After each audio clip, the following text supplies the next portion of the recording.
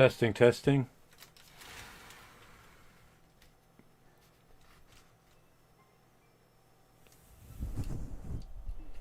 Test 1, 2.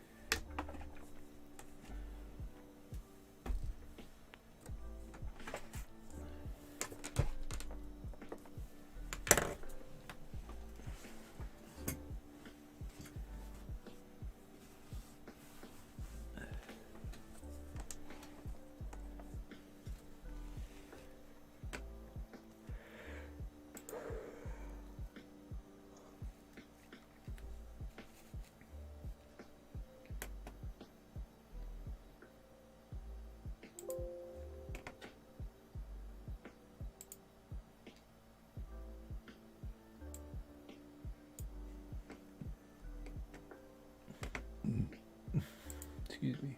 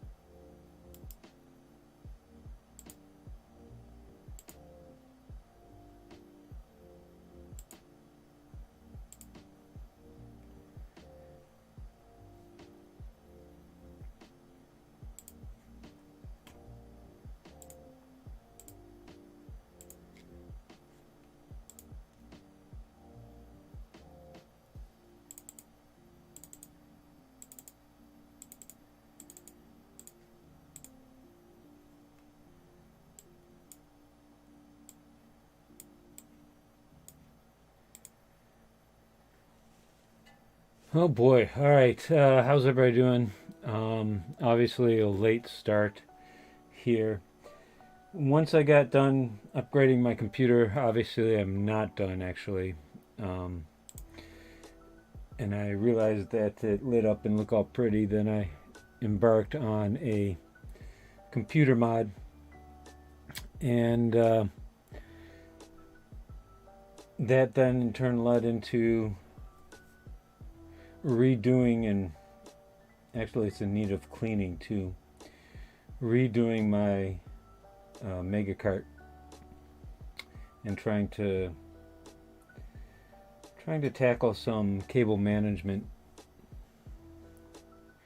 without very much success. But what that meant is that all today I've been like crawling around under my desk, plugging things in, unplugging things, cutting zip ties, tying zip ties. Everything in the room right now is an absolute mess because it's so tiny. I have to shuffle things around, like my gore cart, which is basically where all my medical supplies are. I have to take tackle boxes in and out of the closet, and there's only so much surface area to put them on, so I have to shuffle those around. If you could see the room, you'd see that it was a complete disaster area. Right now I'm kind of just experimenting with cable cleanup. I haven't decided on an ultimate and complete motif yet, but what I'm probably going to do is, why not? I'm going to live stream my setup, and you can kind of see what a crazy disaster area my room can be. So we're going to do that. All right, today, back in Substance Painter, creating masks. Yesterday we had some successes and some failures. Basically, it took us 2 hours to create 2 masks for the threads. And even though maybe that's slightly faster than doing it by hand, it's also much more accurate. After that, off stream, I tried to create masks for the leather areas. Now, the leather areas on the core mesh are not what you would call details. They comprise a significant chunk of the overall character model. This is an issue because the project all function that we use to create the maps is very intensive, and to get it to work on any level, I had to decimate the mesh again and again to get it down to a size that's manageable by the projectile process.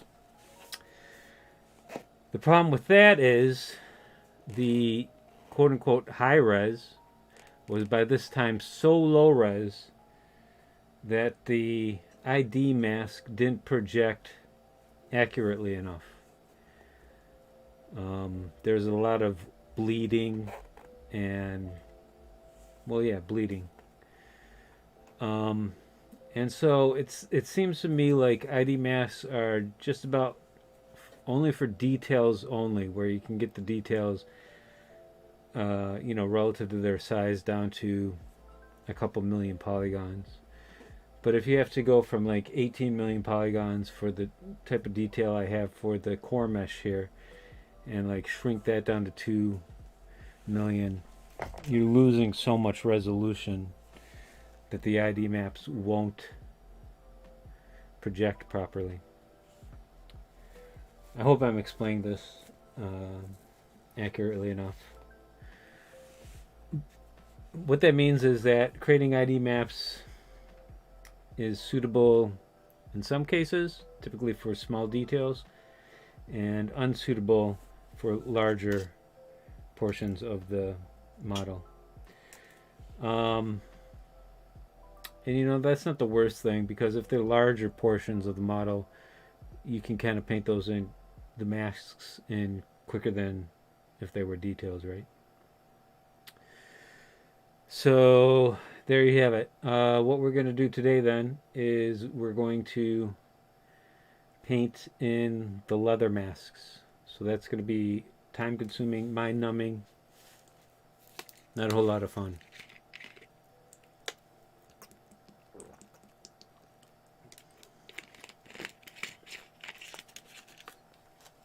And maybe, just me, I don't know, I've got a lot of work to do to clean up this place. We might not get to playing video games at all tonight.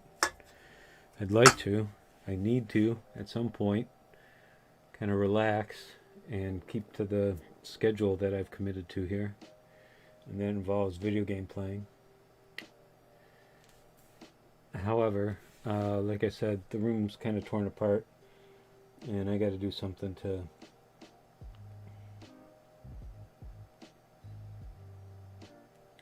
alleviate the mess.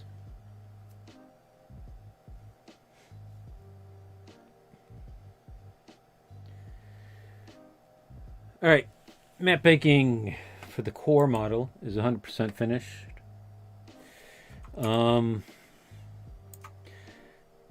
Yeah, I have ZBrush loaded up here, so let's just take a look at that real quick. So you can see what I mean here by bleeding. So the subtool is 18 million polys, but to get to the projectile to work, I had to knock the high poly model down to 2 million polygons. And for a model this size and with this much detail, that's not sufficient.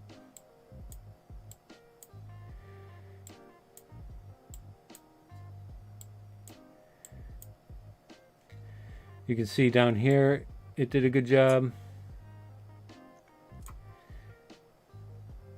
But up in the hands,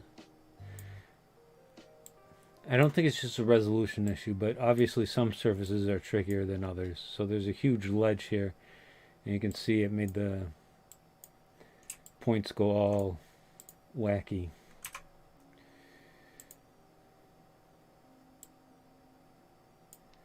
And then of course up top here, this is unacceptable.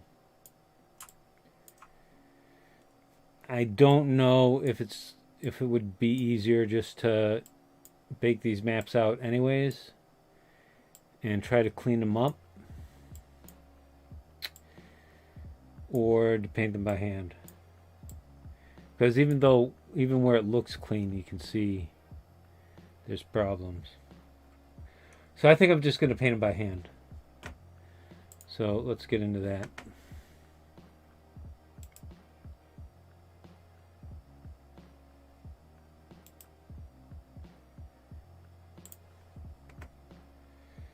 No use in stalling, right?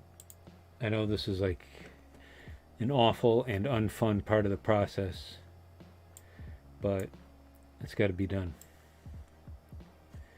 And right now I don't have a technique for creating IDs.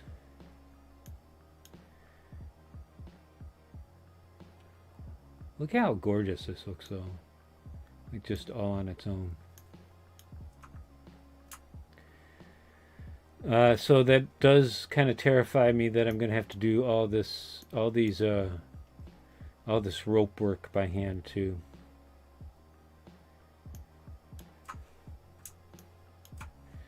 Anyways, let's get to it. No use in stalling, putting off the inevitable.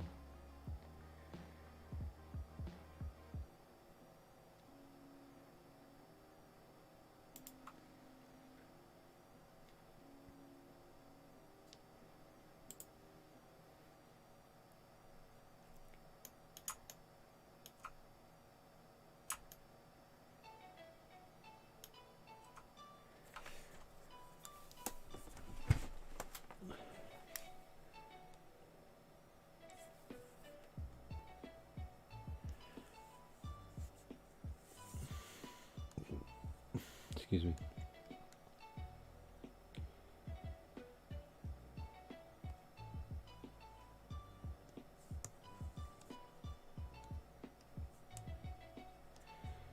what is going on.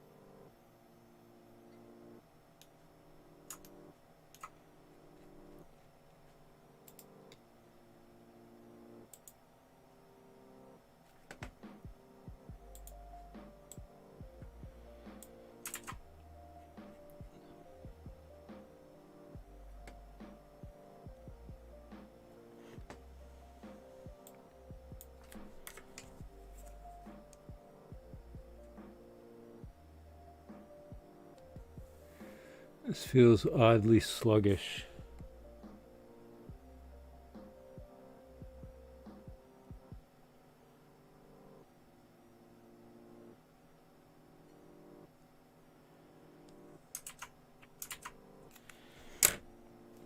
You know, we're going to try it the easy way first.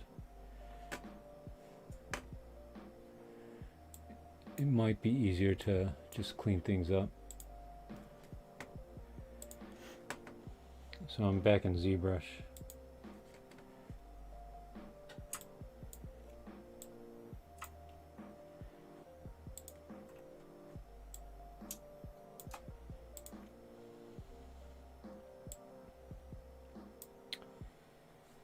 Alright, so here we are. Texture map. Create.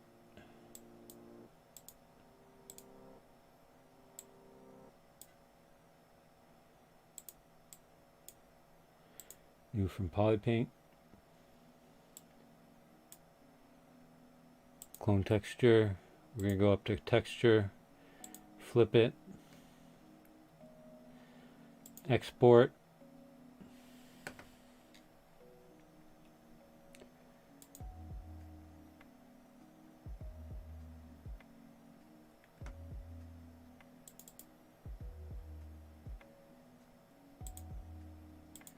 Bitmap. We'll call this Core Black Leather Mask.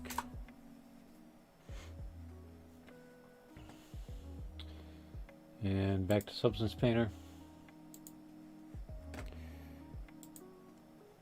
Import resources. Add resource.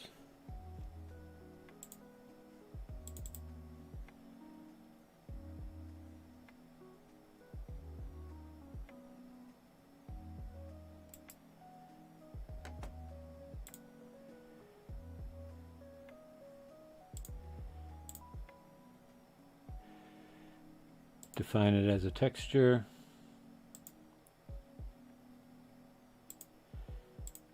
Import it to the project. Let's delete this layer. Add a new fill layer. Add a Bitmap Mask.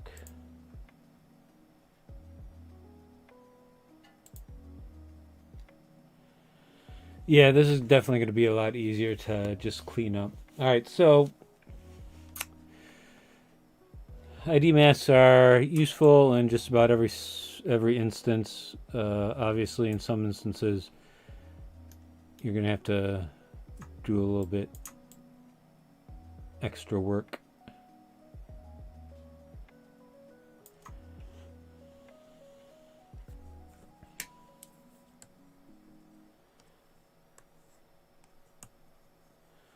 Why is this not working?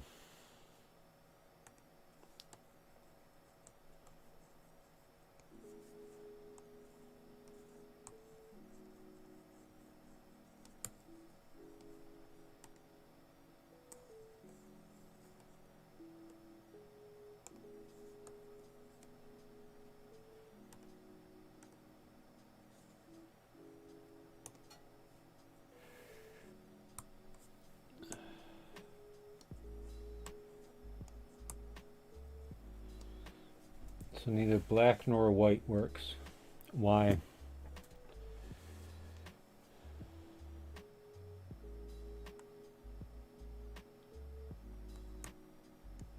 I'm at a complete loss.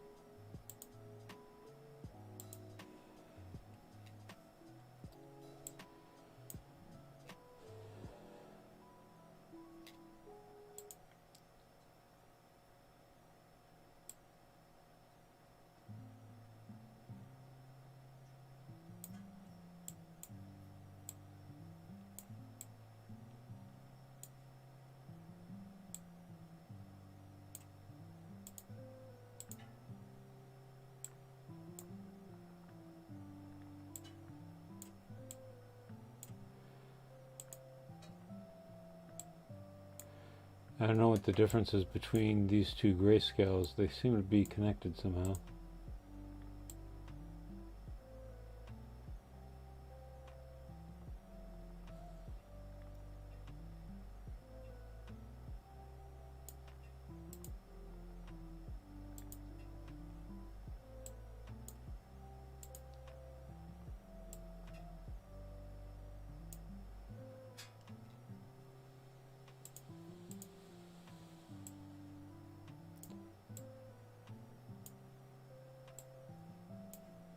It's not affecting anything.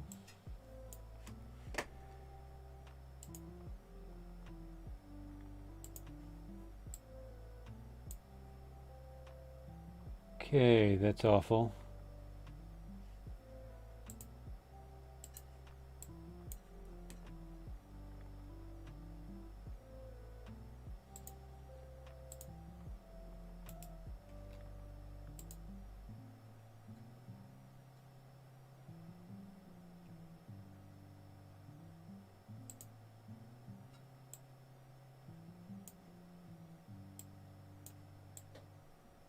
Still nothing.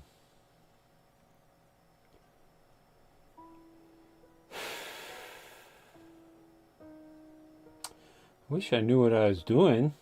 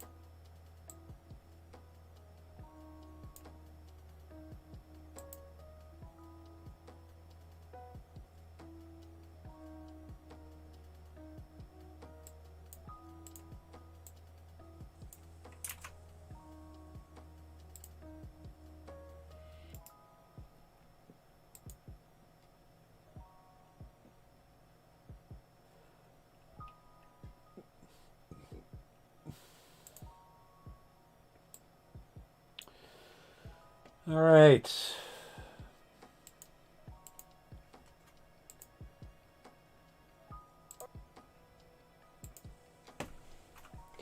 I'm now trying to look for the solution on YouTube.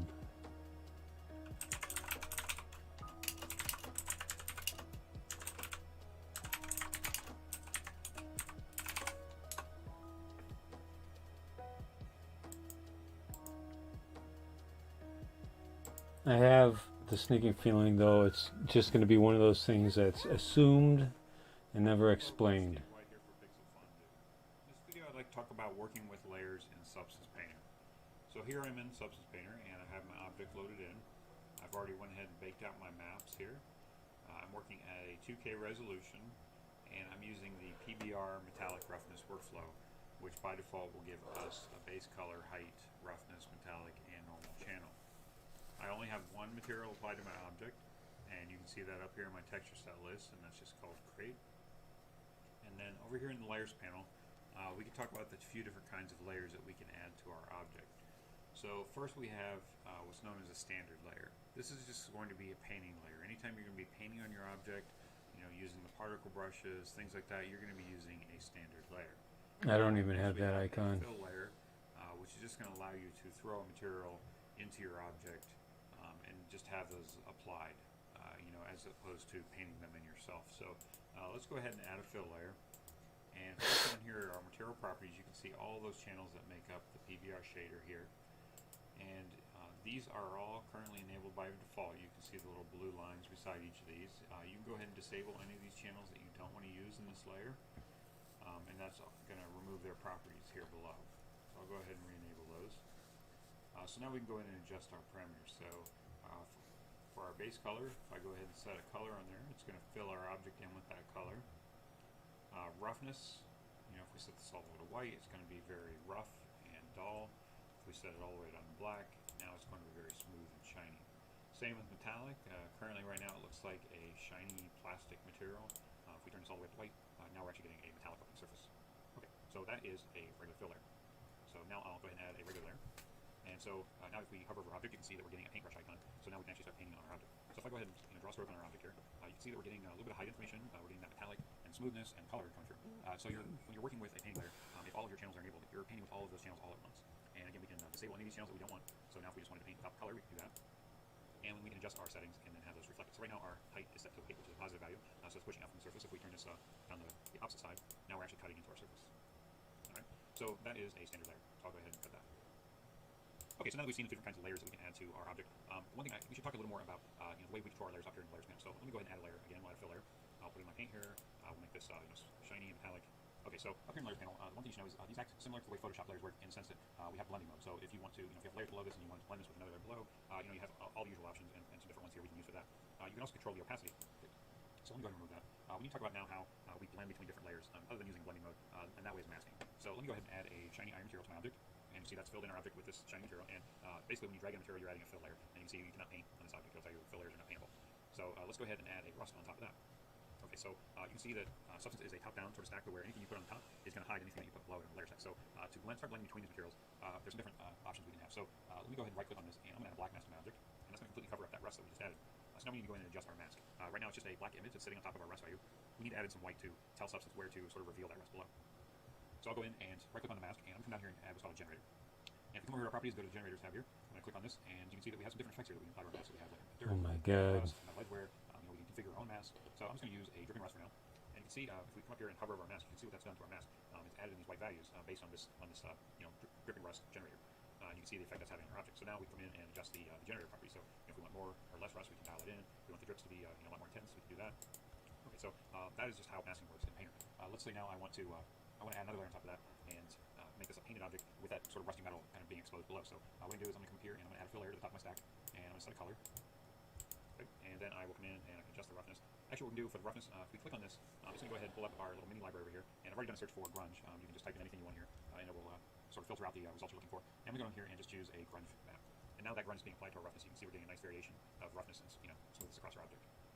So now that we have that, I'm going to expose that rusty metal below. So what I'm going to do is I'm going to come in here and add a black mask, and then I will right-click on my mask, and I'm going to pull up another generator. So this time I'm going to come to my generator, and I'm going to use a metal edgeware. Okay, now you can see that paint is being added along the edges, and I actually want the opposite of that. I want the paint just to be worn off from the edges. So we come over to our generator. I'm going to use the invert button, invert that. And so now you can see we're getting a nice metal edge wear around our object. But it's a little too consistent, I think. They're all just very evenly worn off. And we can go in and customize that. So what I'm going to do is right click on the mask again, and I'm going to add another effect, and I'm going to add a paint layer. So now we can actually come in and actually paint on our mask. So right now, if you come down here, we're painting with white. So basically that's going to, let me do that. We'll get to that in a second. I'm going to go to my brushes. I'm going to choose like a dirt, and let me lower my brush size here. And now when we start painting, we're actually painting white on the object and covering that up. But I want to turn this down to black and start exposing that metal below. So you can just sort of come in here and just sort of fine-tune the mask and get exactly the effect you're after.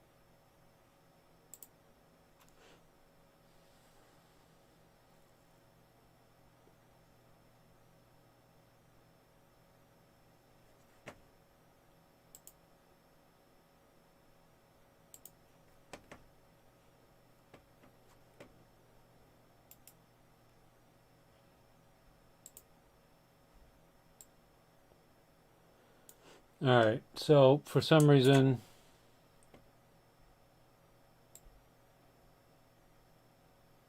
you need an additional layer. Apparently you can't paint on the original mask, so, but it shows up on the, that's, it seems like a ridiculous way to do things, right? All right. Mystery solved.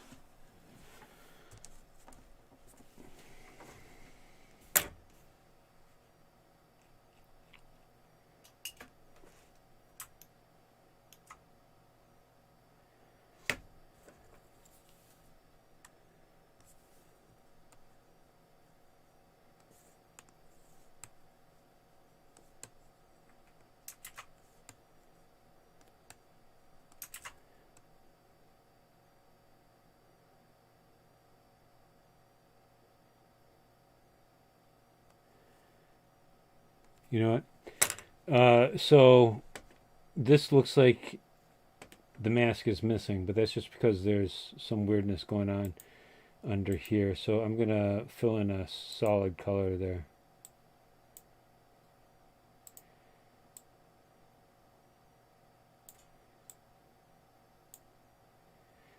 It still looks like there's an opacity issue there, so I'm going to try to paint it in anyways.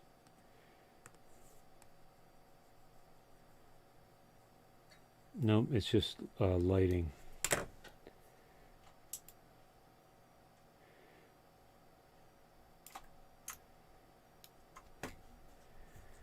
Who would have thought turning the lights off would make it easier to paint?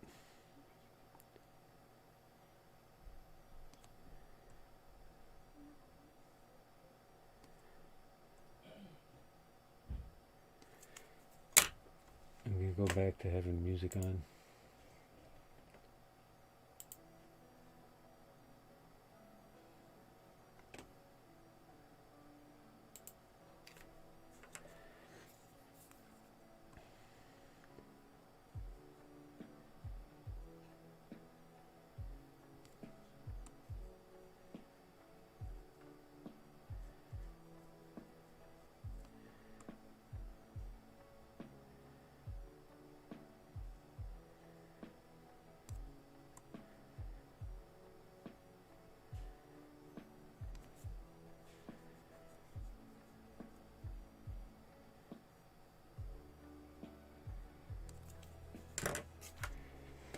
Before I go any further, can I export this?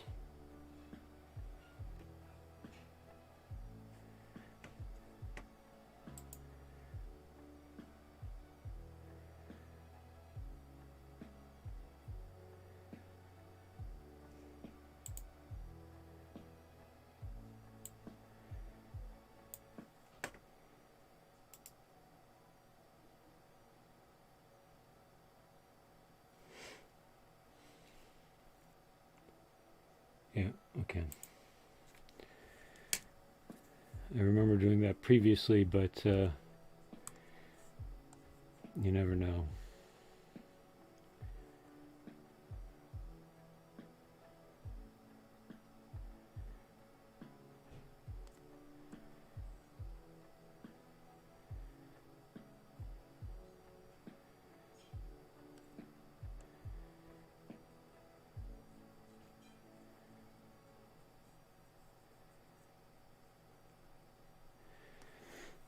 most of this is going to be black on black. So kind of torn on how absolutely accurate I want this to be.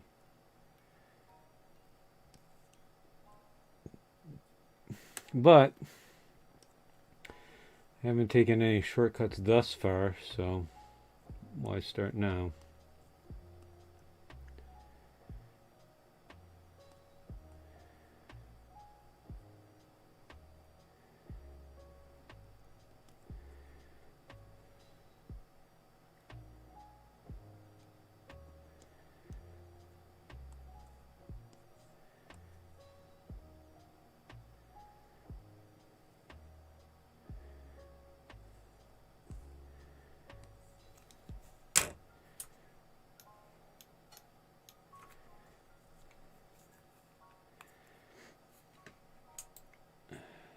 No, come on. Oh, this is kind of messy, huh? All over this rope. It's once again got me asking if baking the maps really, for this particular part, is worthwhile, considering like it took overnight basically to bake them. And now we're having to do a lot of work by hand anyways.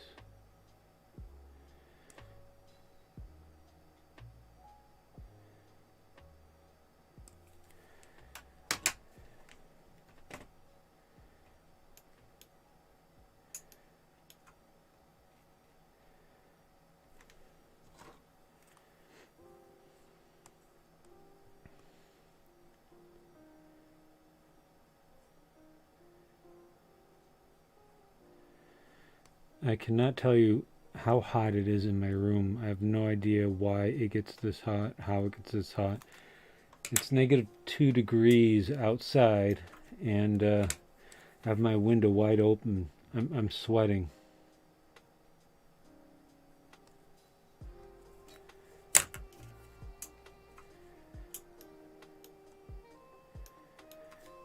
Some of that is probably the disease, but some of it is just that for some reason my room is ridiculously hot all the time.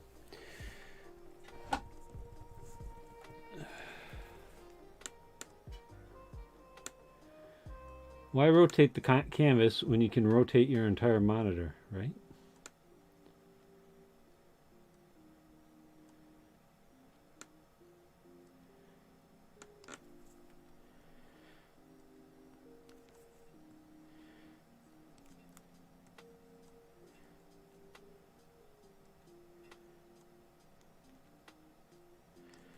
I'm gonna make a condensed version of the last stream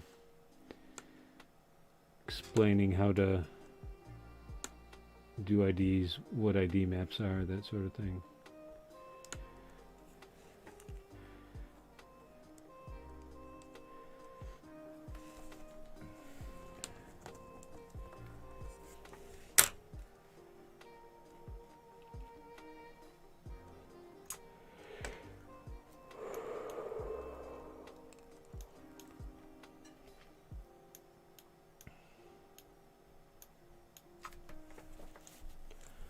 Look at this ugliness.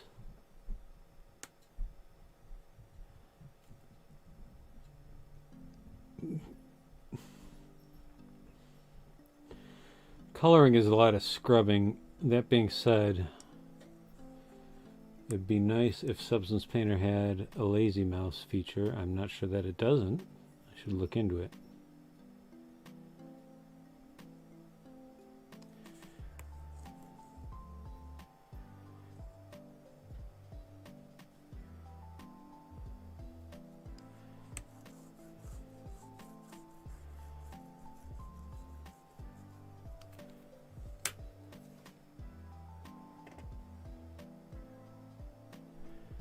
Is this lighting? Nope, it's just bad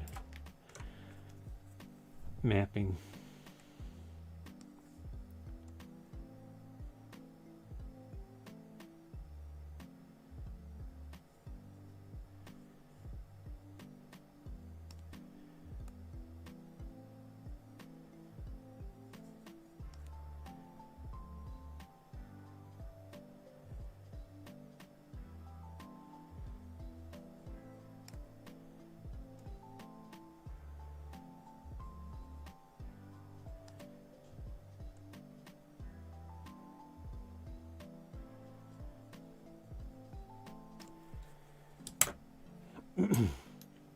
I gotta find a way to.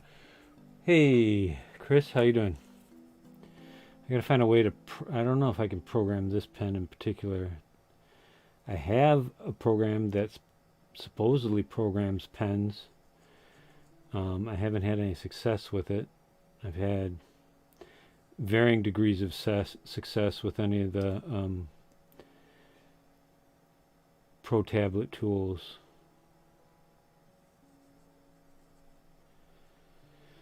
What's new, Chris?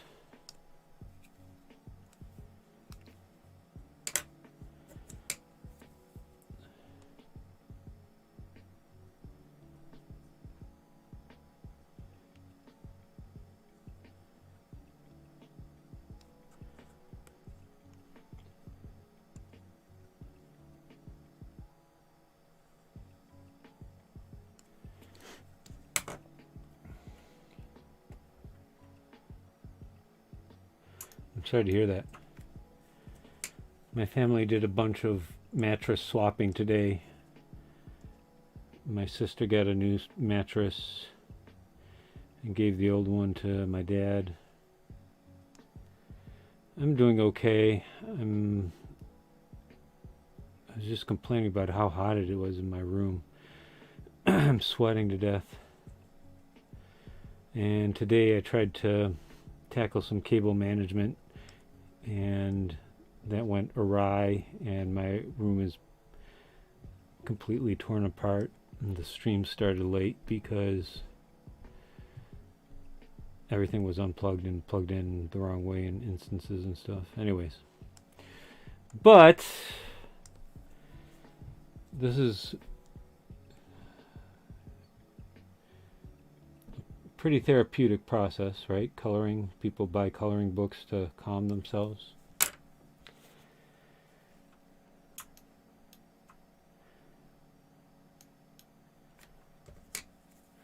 So last stream, what we did was in the intervening hours between streams, I figured out how to bake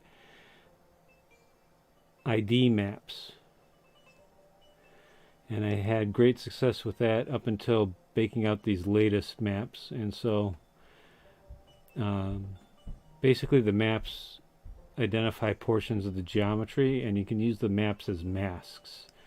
So you create maps in ZBrush and use them as masks in Substance Painter. So you don't have to. So typically you don't have to paint everything by hand. But in this instance, I have to color a bunch of stuff by hand now.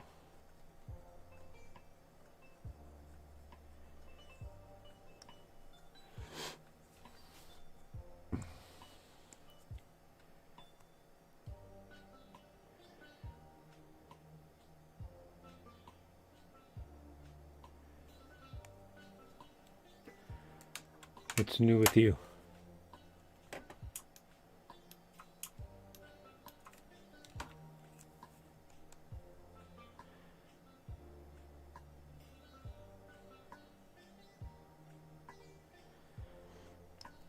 It's kind of, I mean, obviously this is the way it would work, right? But in a slightly more ideal world, the mapping will get the edges right and the interior portions wrong. And that would be a lot easier to correct by hand, but of course.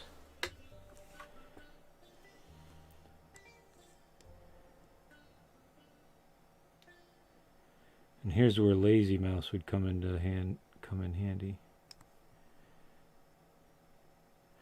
Ooh, I might still have lazy Nezumi installed on this, which basically allows you to use a lazy mouse functionality in every application.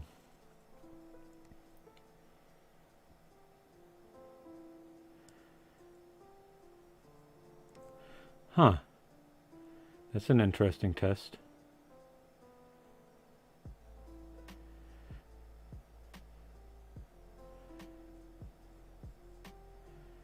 How do you think you did?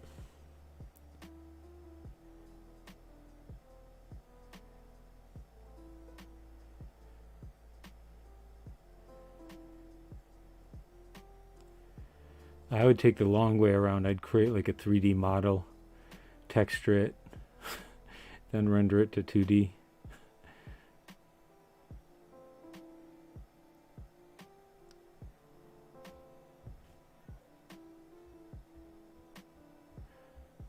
So did you get a good result?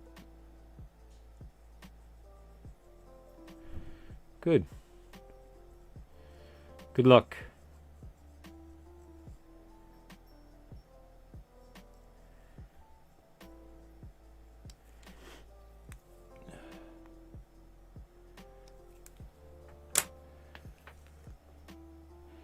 We all have to look up tutorials on YouTube. In fact, I was on stream just moments ago looking up a tutorial on how to paint into the mask layer here. Which again, you would think the default settings would allow for that. But no. Thank goodness for YouTube, right?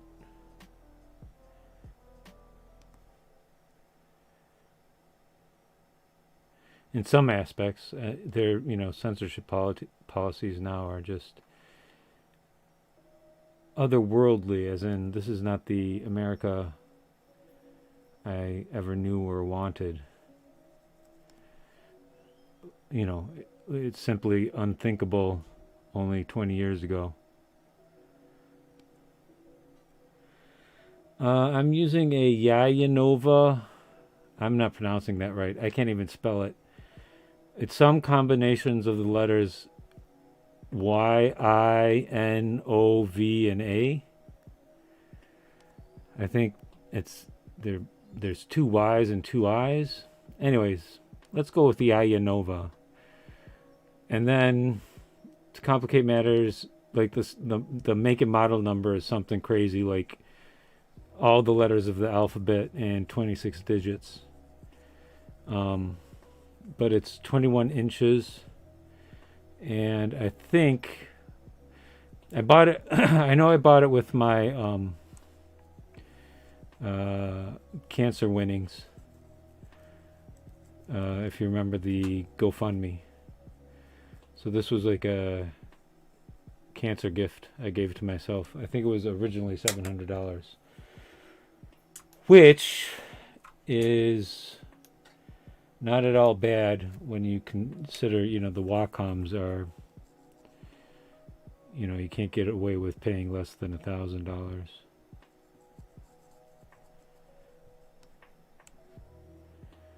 And so I've been using this since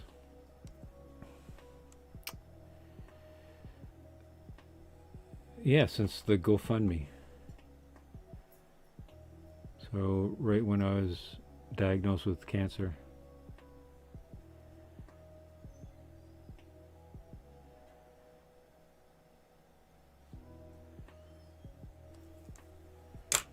I have not used Procreate. Is that a software or a tablet?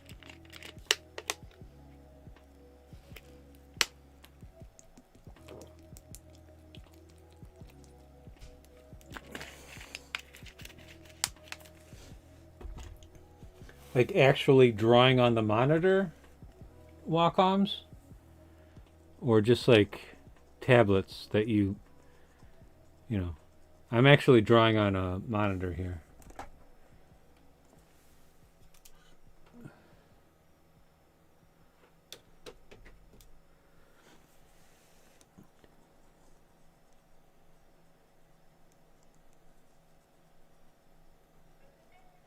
Oh yeah, I think one of the art YouTubers I tune into uses Procreate.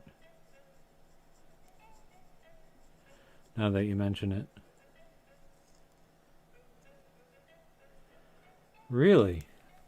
I'm going to take a moment to look up how much Wacom monitors cost.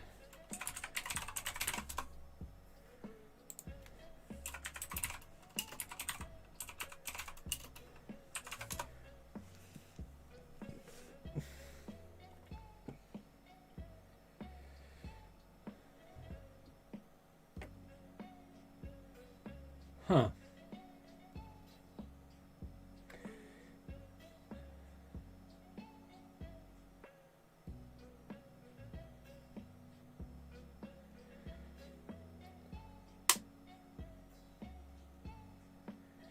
So there's a, what's this? It says 16, but it's not sure. I'm not sure if that's referring to inches.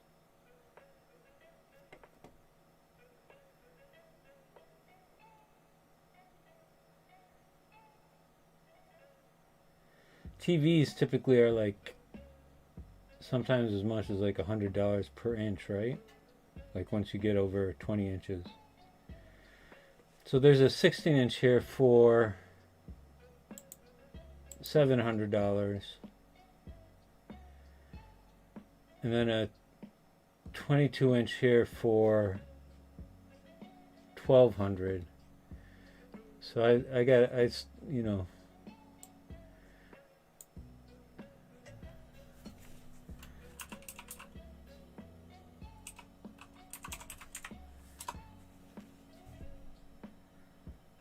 whoa.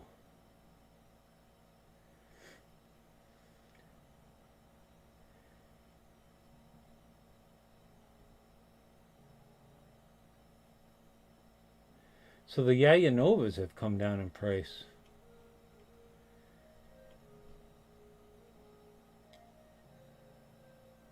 This is a 20-inch for $300.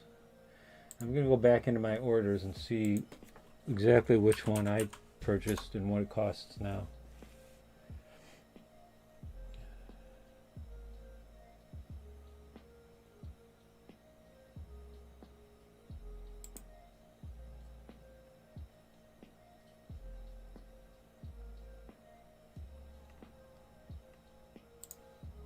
Give me a moment.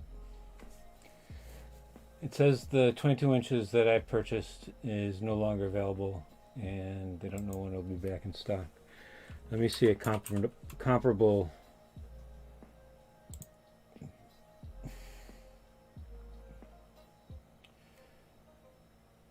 See the make and models. Here's one: Yayanova MVP 20U plus FE V2.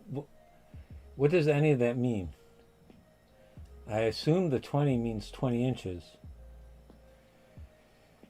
But it's only $300. So that's excellent. The bezel is ridiculously large.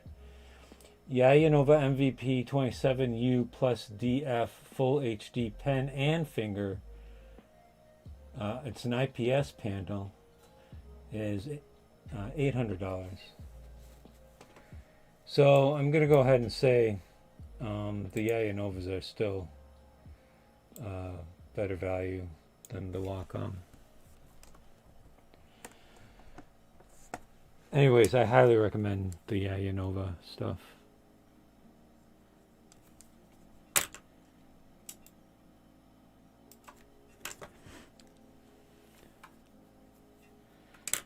I remember one YouTuber dismissing them because the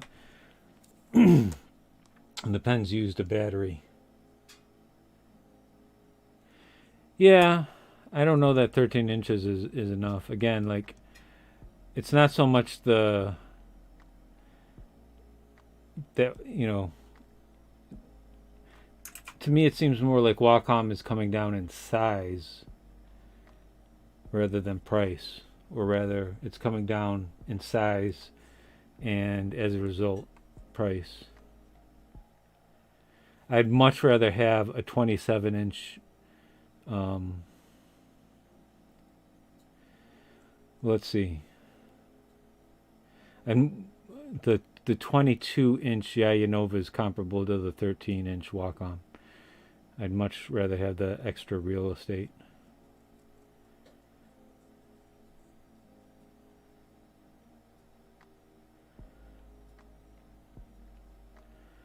But yeah, one YouTuber would not buy Yayanova because the pens needed to be powered by batteries.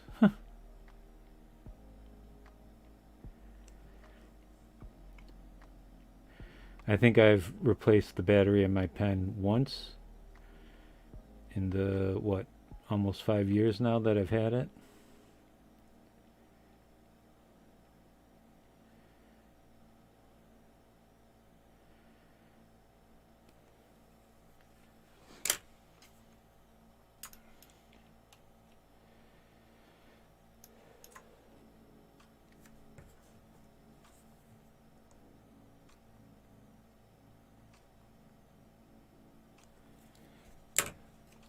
I don't know.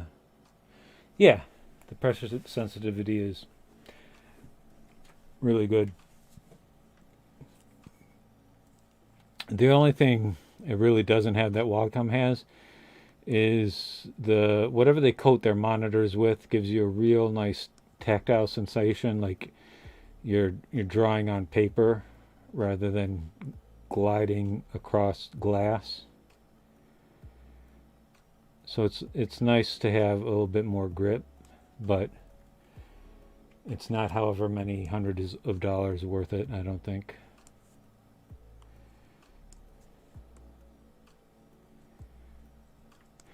Have I showed, were you able to see my model with the smart materials applied yet?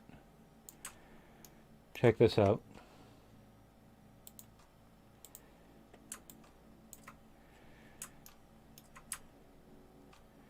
I'm really, really happy with how that turned out.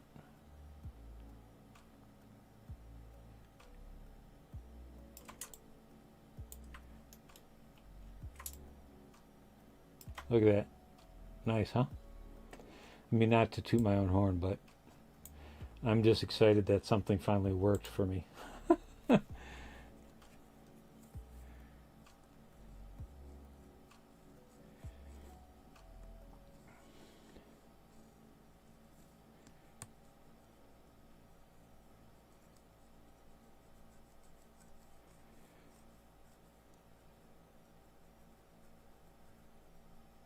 Thank you.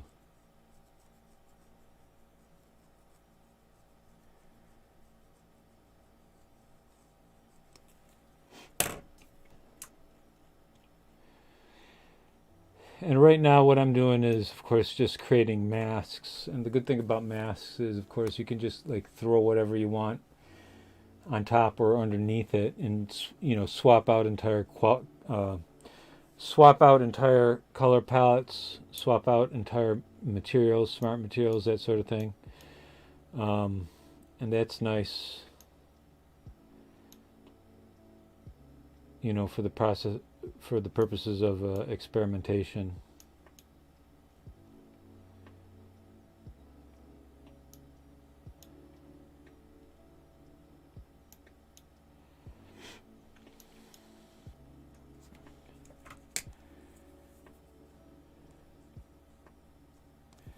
Oh, we gotta go for the...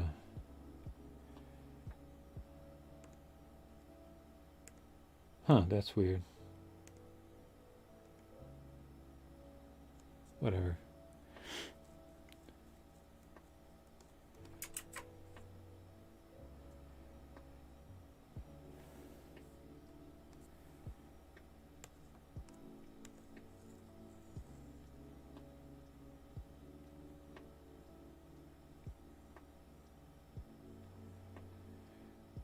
A lot of times it's hard to tell what...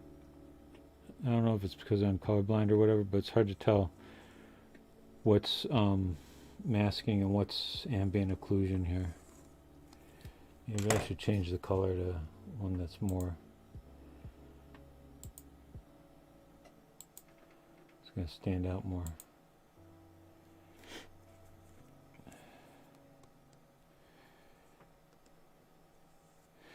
Yep.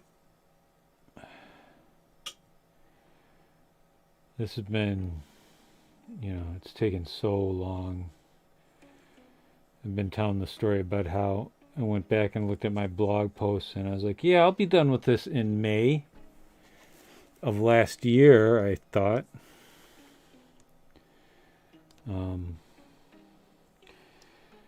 Obviously, not to belabor the point, a lot of the problem was the illness. But a lot of it was not working on it 8 hours a day like I should have. I should have, treated it like it was an absolute job.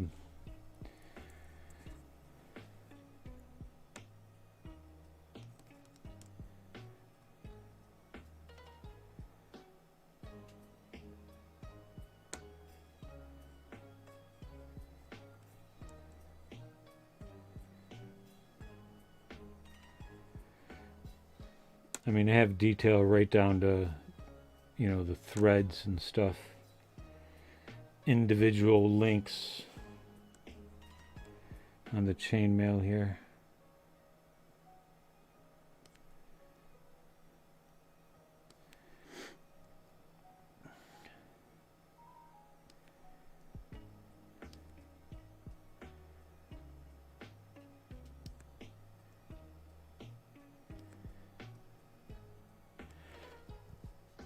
I don't know why I didn't overlay the UVs for the hand, or the gloves rather, because they're mirror images.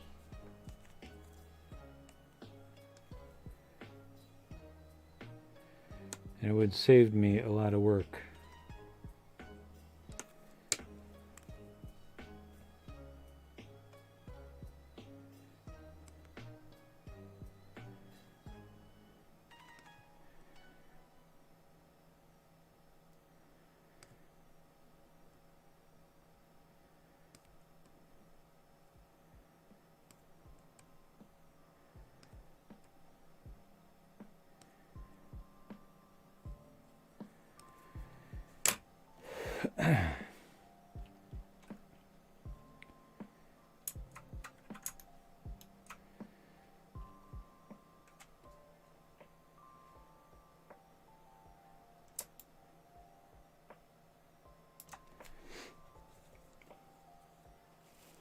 Oh yeah, absolutely.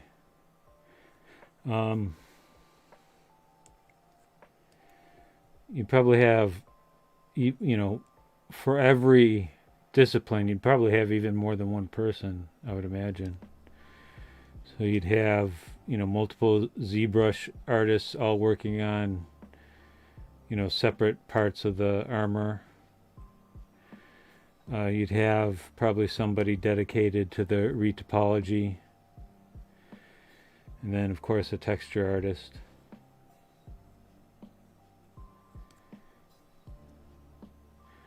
I mean, this really is an investment. Like, this has to be a video game, and it has to be successful in order to justify it as anything other than, you know, just practicing my art.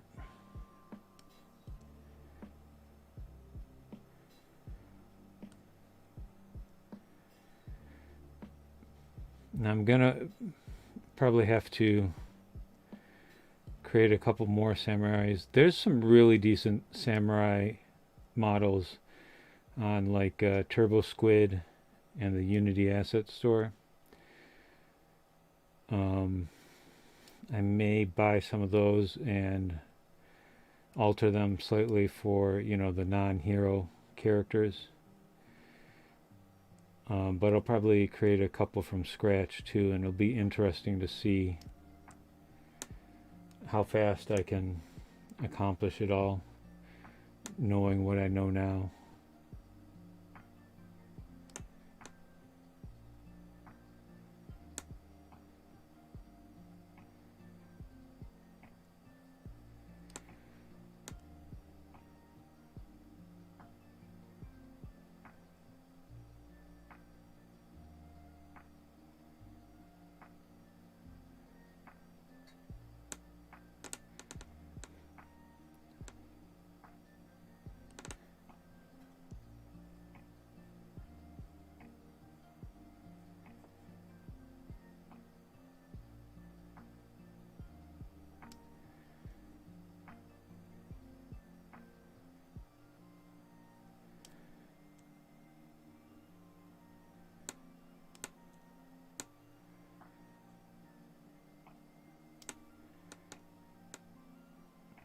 Wish the edge of this gauntlet had rendered out a little bit better.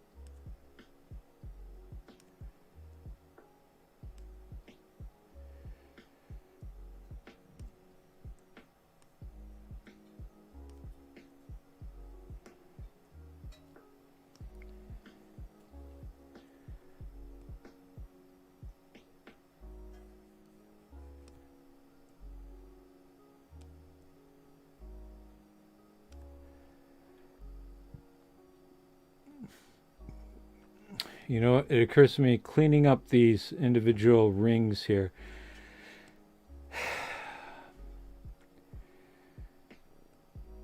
A, it's overkill, and B, it's going to be completely unnecessary if I decide to color them or assign a different material to them other than what's already assigned to the other pieces of the armor.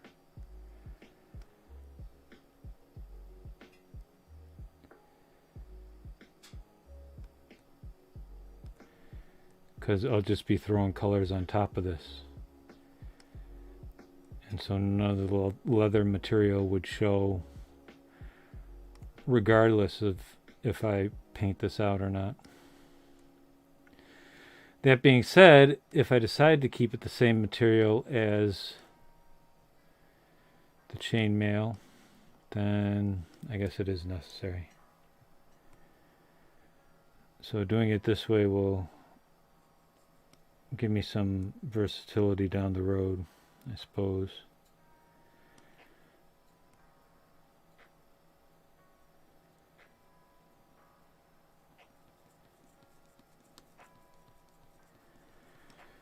I'm absolutely dying of heat.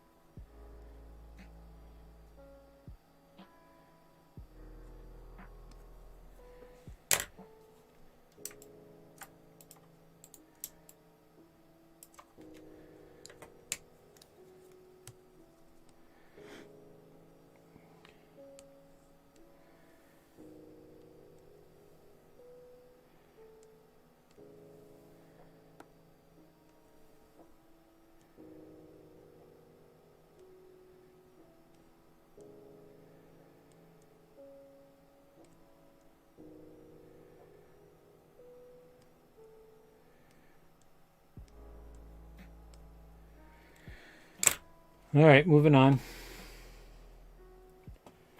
55 degrees. It's -2 here, Celsius. I have the window open. And I'm absolutely dying. I gotta get a thermometer so I can see what the temperature indoors is actually.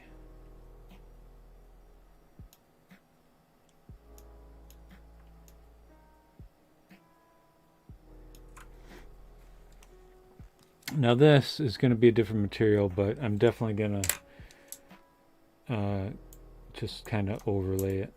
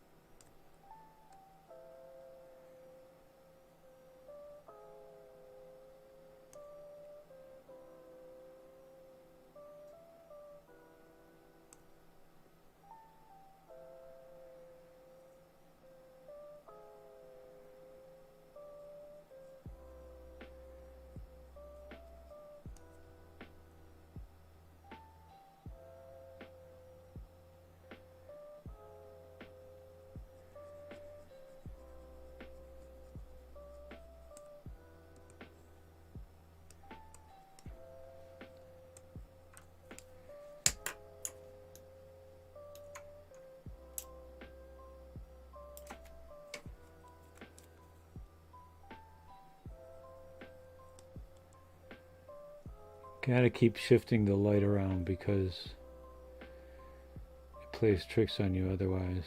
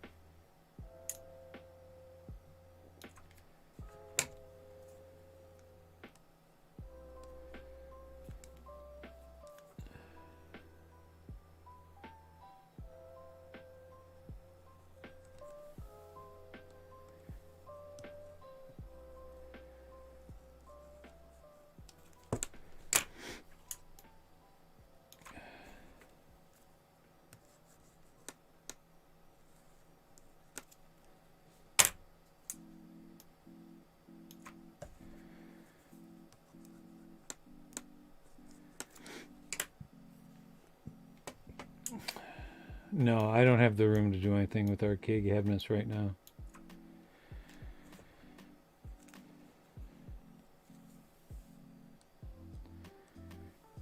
It's one of those one day, hopefully, things.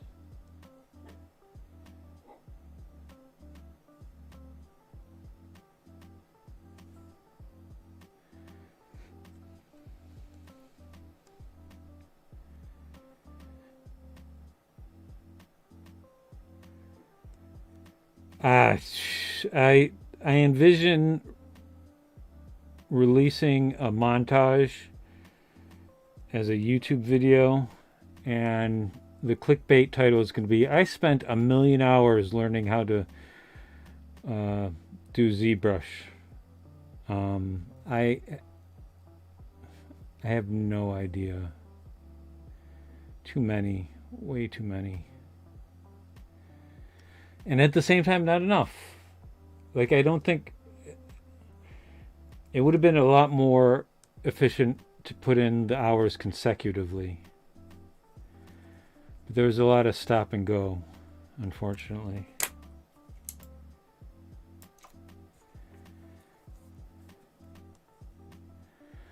So, according to the clickbait title of my anticipated YouTube video, I spent 1,000,000 hours on this.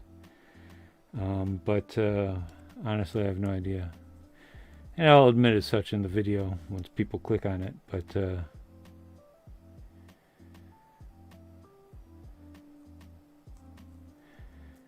I'll tell you this, the other day I was looking at my disk, and ZBrush autosaves every once in a while, and it saves all the files to a particular folder. And so since I got this hard drive, which was probably sometime last month, I managed to save up nearly 1 terabyte worth of data in just quick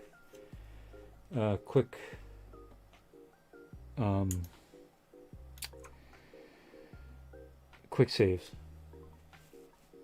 Specifically for the scope, again, I don't know. Because this scope really this is my entire ZBrush career. Prior to this, I made a dinosaur. You can find that on Sketchfab. And a King Tut model. And for the book, No Code Video Game Development using Unity and Playmaker, shameless plug, published by Taylor and Francis, I made a cyborg model.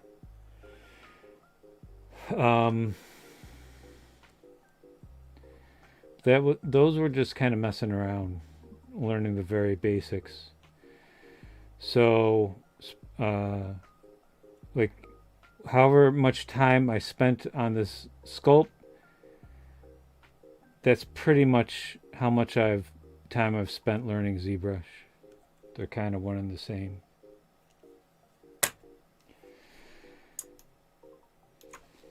So thank you for joining us, Max.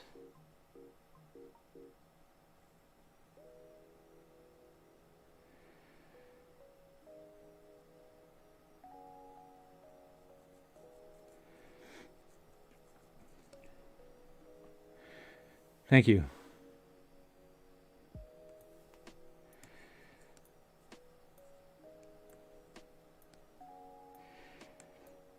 Yeah, I've told this to my students too. A lot of people underestimate just how important speed is to mastery. I do not have the speed. I just have kind of the dedication right now. But just to illustrate like how important being able to do things fast is to actually mastering your art. I'm fond of saying that anybody can paint the Sistine Chapel, but only Michelangelo could do it in a lifetime. So, it's weird to think about it that way, but what really sets him apart is the speed at which he can do things. And, that's such a core component of actually mastering anything.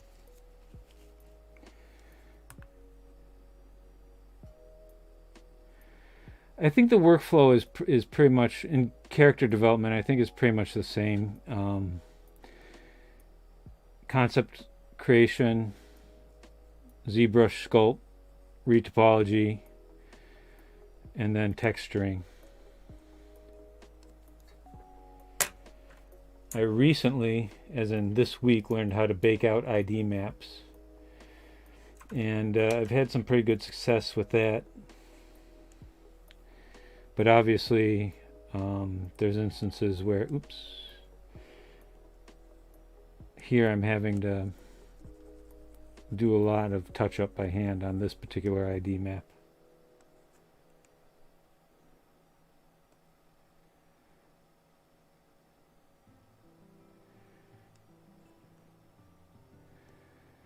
What's your workflow consist of?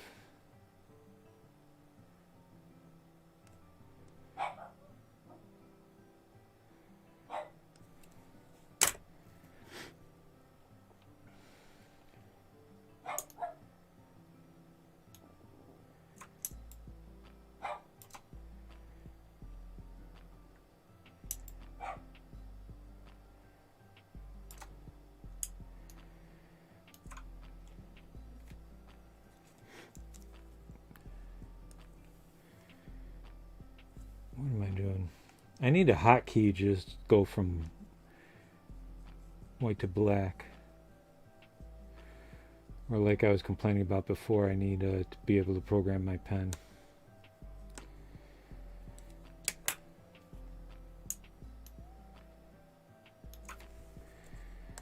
And turning the monitor more.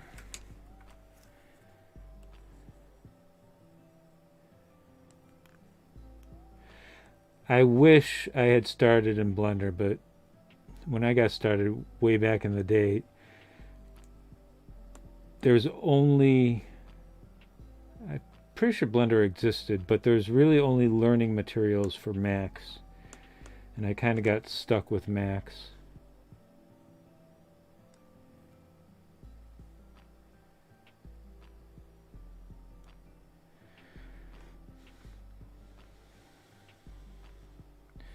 I should do that. I should sit down and dedicate my time to learning Blender. In theory, I could do all my work without like a box modeling program.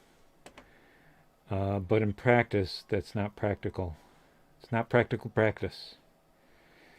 I still find myself using box modeling software as a go-between.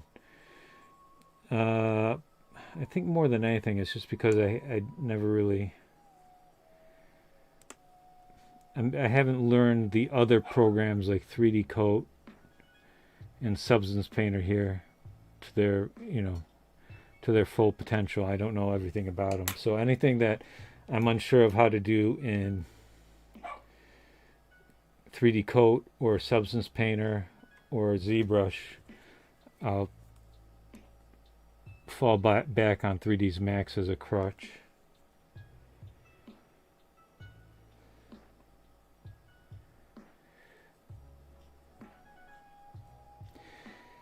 Yeah, sometimes it just comes down to knowing which buttons to press, though, and I really have like this deeply ingrained muscle memory for Macs now.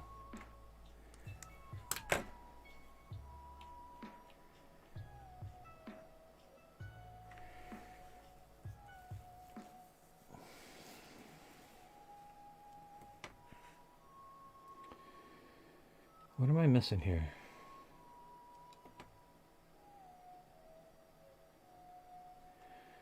All right.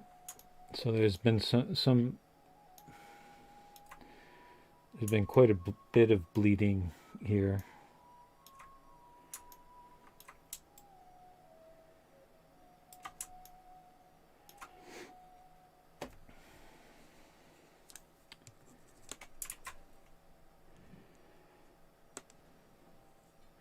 My ZBrush muscle memory is up there now.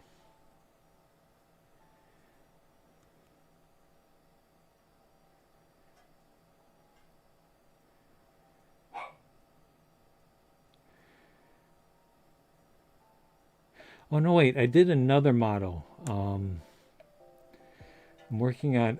I hope to. The next video game I hope to create is called Star Foxy, and it's like a Star Fox parody. The tagline will be less furry, more foxy. And I did kind of an etchy character for that. And more recently, I did a Sabretooth in, the Marvel villain in a Fortnite style.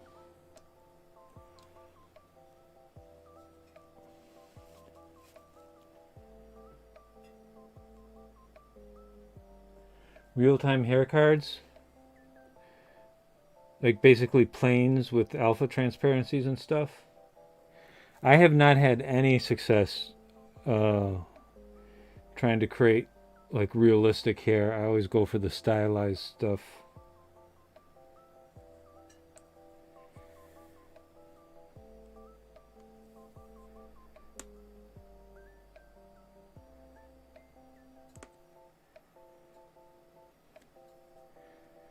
Yeah, one day I'll get around to maybe figuring that stuff out, but back burner for now. I'll specifically stick just, sometimes you fall in the trap of sticking to one particular style just because you're afraid to learn anything new. I'm certainly guilty of that.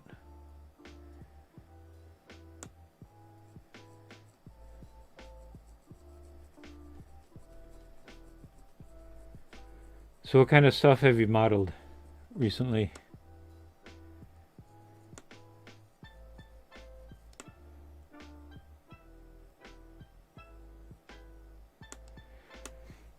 I don't know if you've seen the new Call of Duty models. They're super excellent, except for the hair and the skin is all super dry. Like, I know it's based in the 80s and the dry look was big in the 80s, but it really kind of suspends your disbelief looking at hair that has like absolutely no sheen to it. It's weird, because that's just kind of a roughness slider, right? That's how you fix that.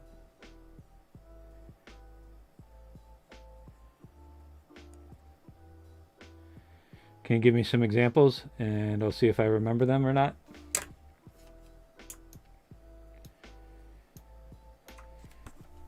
And twisting the monitor.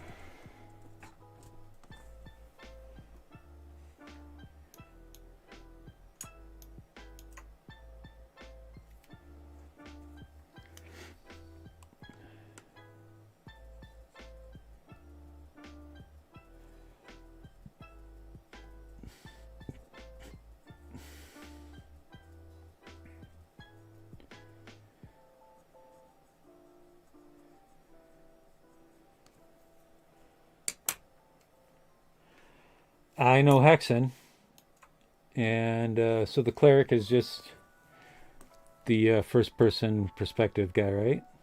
Or no, he must be an enemy, because you never see the model for the first-person guy, right? That one I don't know about.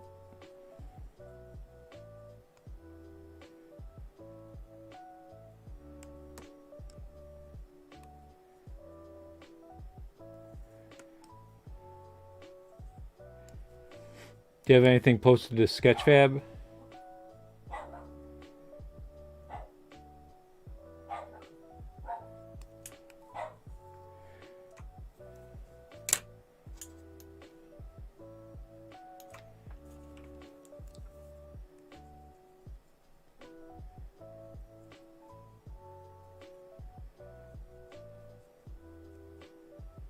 Oh, okay. Maybe I'm not remembering Hexen correctly, but it's kind of like a Doom Doom-esque game, right? Wasn't it? Doom-esque?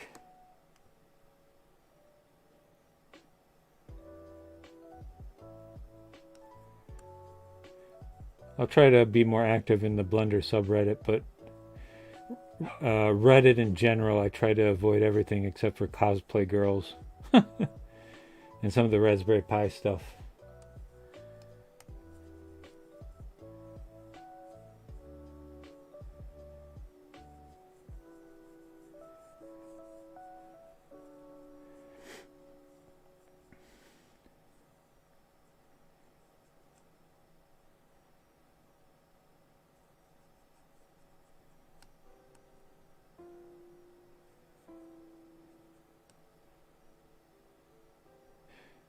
Yeah, that kind of sums up a lot of Reddit, right?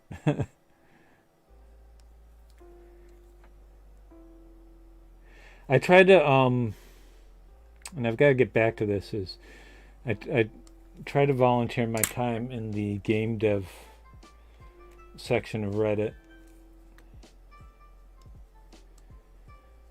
Recently I helped somebody with their university project.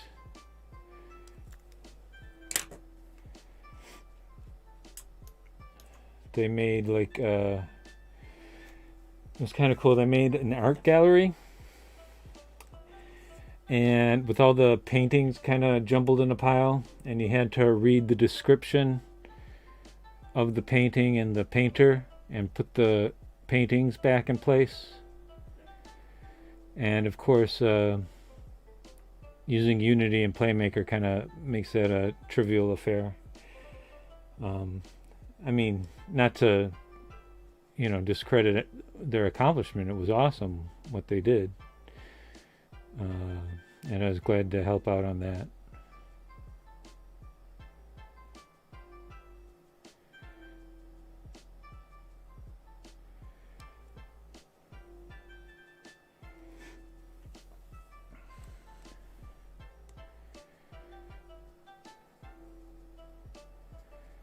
Sometimes helping people out, though, kind of backfires. I had 2 people this week tell me that they weren't able to buy my book via my website, WooCommerce store. And would they please, send me a file and they'd pay me directly or whatever. And of course I sent the file and they never paid me. It happened this week. Which, if I were well off and able to afford my cancer medication and treatment, not a big deal. However, since I can't, I rely on, I need every book sale I can get. Yeah. Sometimes the amazement is good and other times it's pretty bad.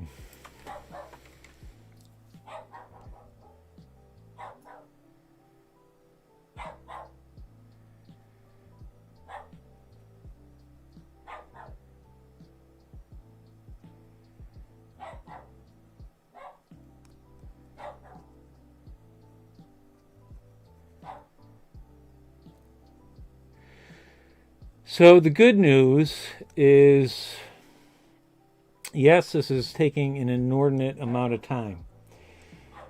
But this is probably only going to be an issue with the core model because all the other pieces of armor and accoutrements, the personal effects of the Tiger Samurai, are separate pieces. So I don't have to mask anything out. I just slap materials on it and call it a day. A couple of the armor plates still have those threads to deal with, but I've had good results baking ID maps for really small details like the threads.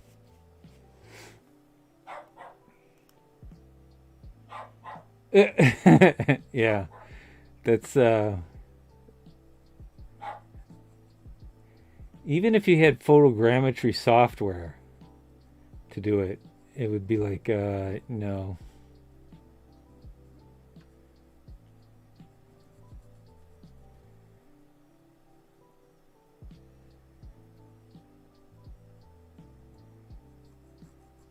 It's weird that people, what things people expect for free. I've heard a lot of professional artists complain about how people will expect art for free. And those same people would never ask for like an oil change for free. Like they'd never roll into the shop and be like, "Hey, can I get an oil change for free at McDonald's? How about a free Big Mac?" But for some reason, I think it's part of the problem with our society is that they just don't value art the way they should. That's why you always got to sell it in conjunction with something else, like as an advertisement or as part of a video game.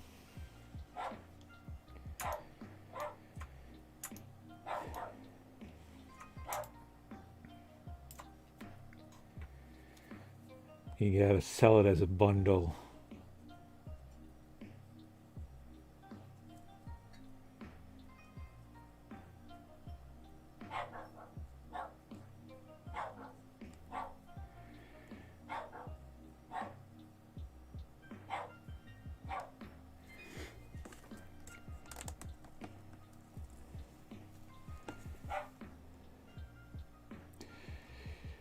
So a few days ago, I 3D printed a system for mounting cell phones to the side of a monitor using the VESA mount. And originally I tried to put it on my drawing tablet, and then I realized, oh, I've got to rotate that and stuff, and the phones will fall on the floor. So I didn't do that. Yeah. I was in Korea and teaching at a school, and they had, how did this happen? What happened here? Oh, you know what happened? There's a little bit of yellow on one of these hands, and I was like, I will just use the largest brush possible and scrub it all out, not realizing that there's kind of like a Pac-Man warp door from here to here. So now I have to do all these over. Anyways, I was teaching at a school in Korea, and they had, I was teaching English, but I was also showing the kids video game development. And one of the teachers remarked, I had no idea making video games was so complicated. I was like, really? Like, he had no idea that was a complicated thing? Like, I just assume anything that I don't understand is complicated. But after seeing me show the students the process, she had a better appreciation. And I guess that's true with anything. Seeing is believing.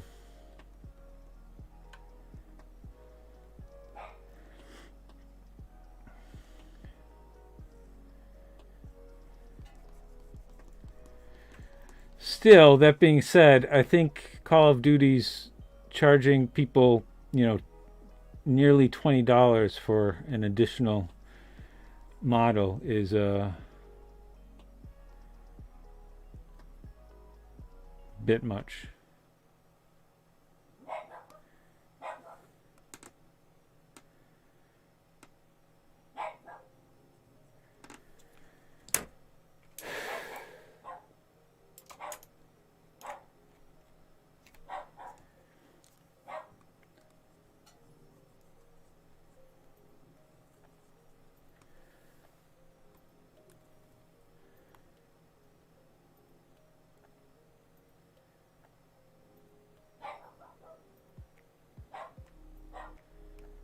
Sorry about the dog barking, guys. It's not my dog.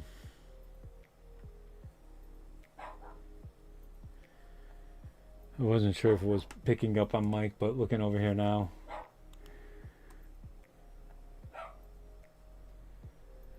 Yeah, COD is, in particular, has really tried to model itself after Fortnite and really kind of ran with it.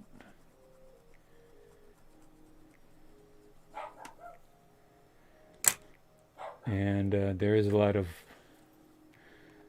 eyebrow raising to be had there.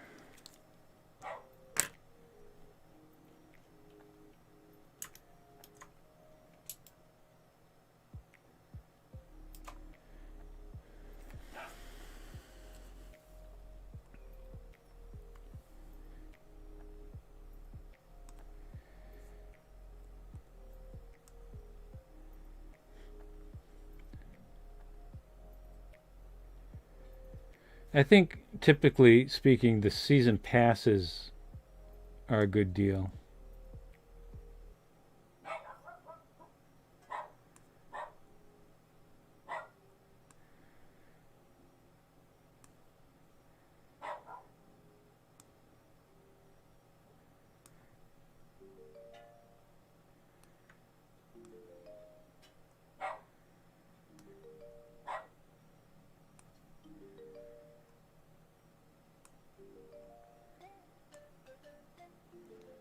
What video games do you play, if any?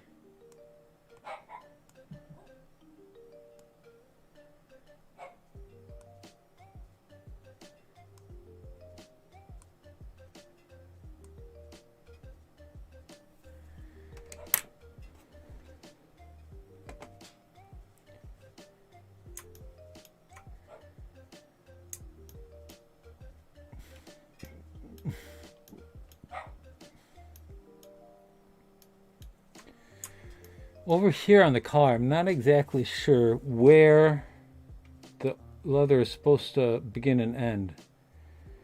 I think I should trace around that portion and that portion, and everything else should be leather.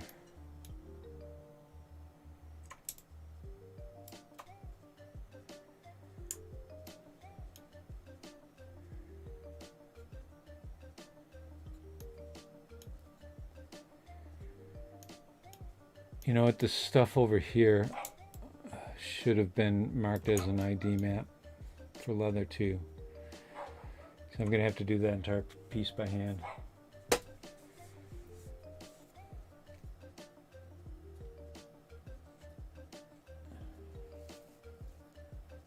Control, I am not familiar with. What's that all about?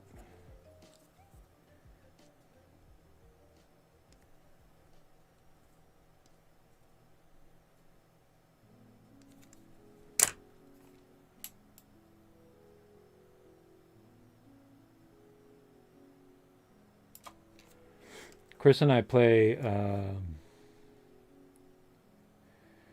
well, we've once played Age of Mythologies together, and I hope to do that more often. Oh, you know what happened? Oh, I was wondering why I can't see this as well anymore. And my computer goes into nighttime mode at this hour.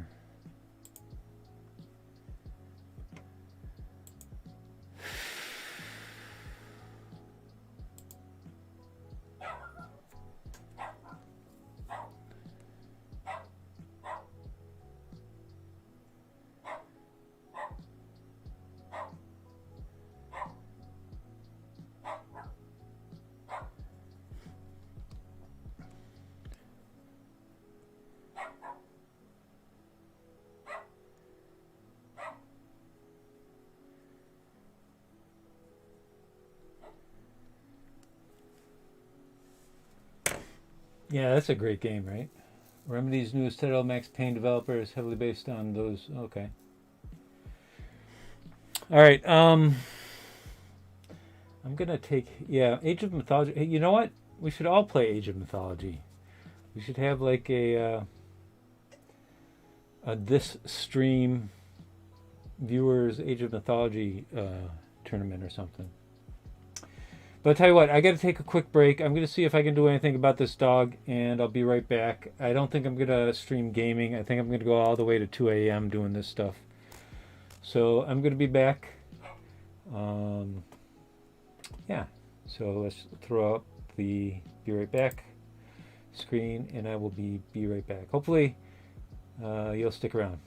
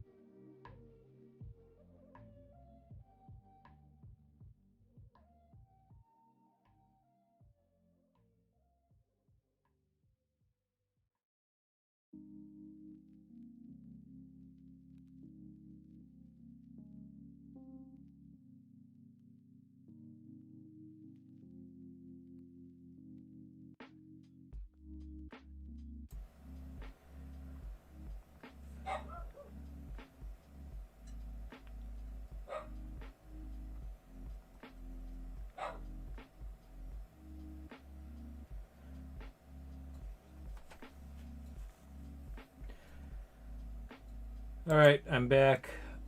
Obviously, wasn't able to do anything about the dog. I've asked my sister to take care of her.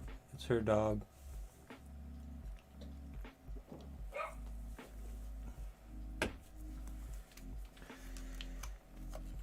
But we'll see if she does or not.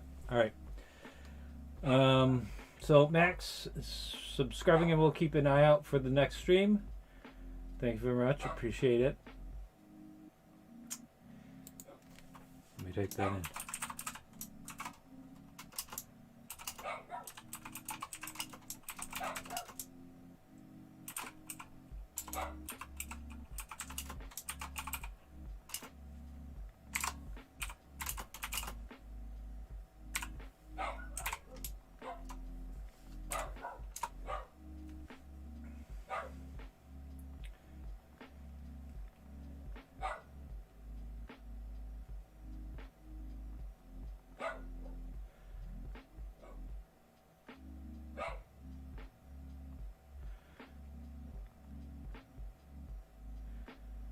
Chris, if you're still there, I'm sorry I missed a couple of your comments. Have you used Cinema 4D?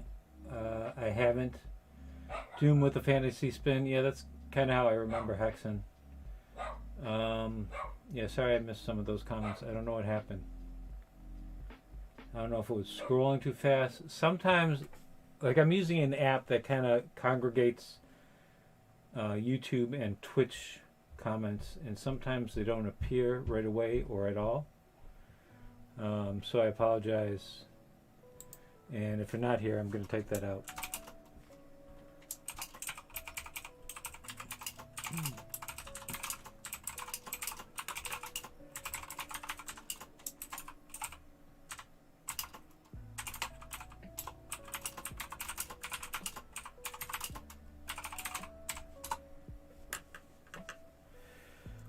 And back to the grind.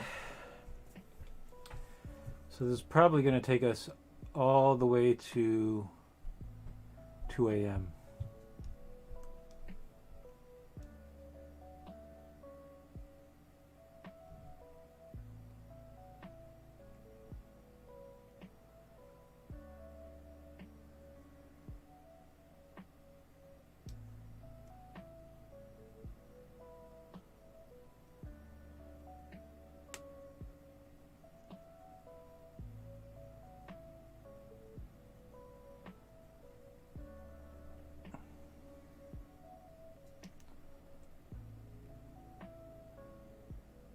And as tedious as this is,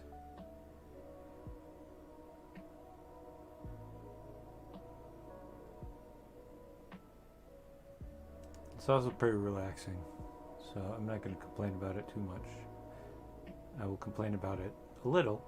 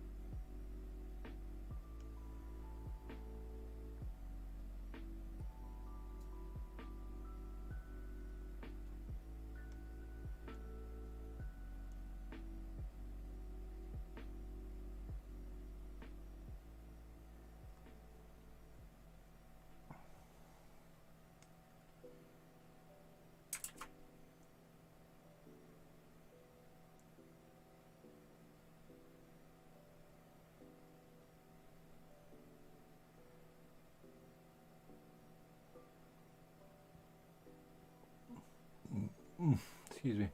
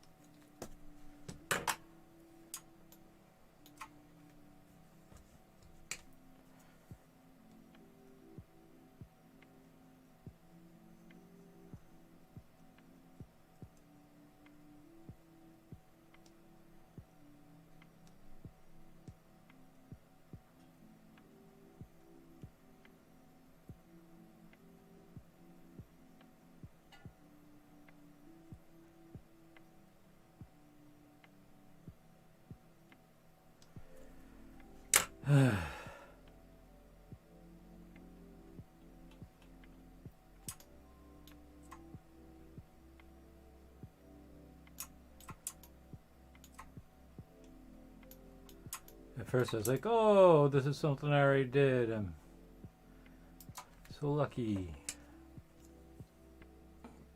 But nope.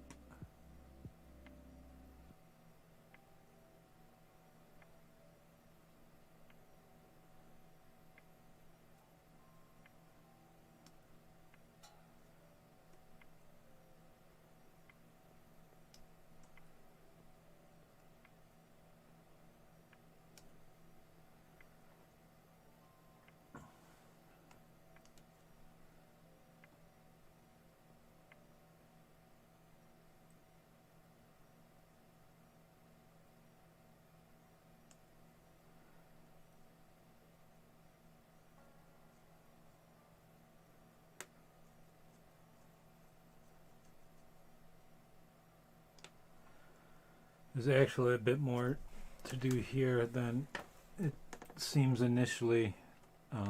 There's some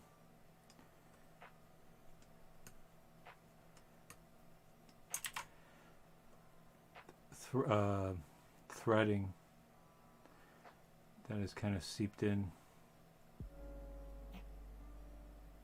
frame here.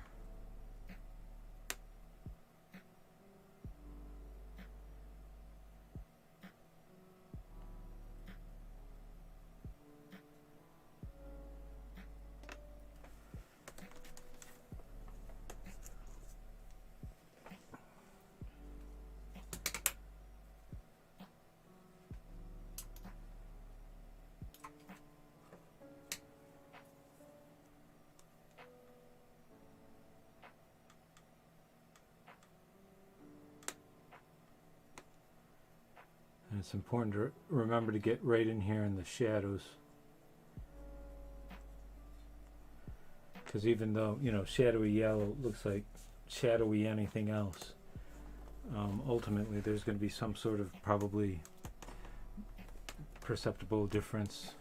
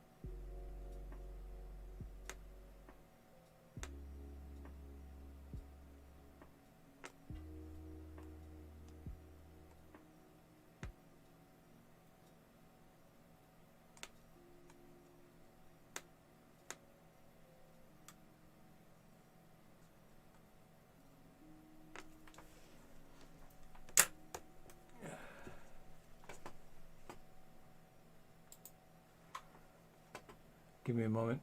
I'm going to email my friend Chris. I hope he doesn't think I was intentionally ignoring him in the comments.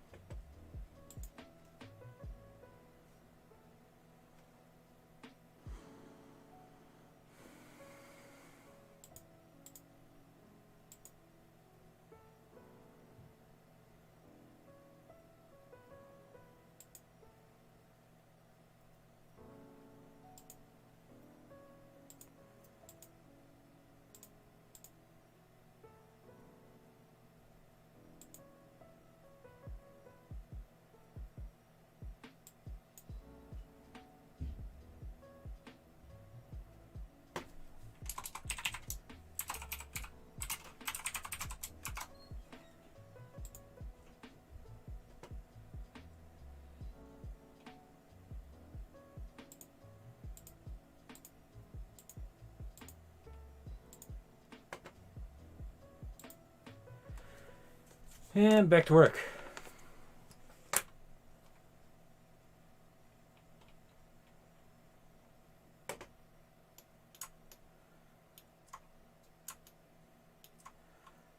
So, oh, we still got to do we got to do this bit.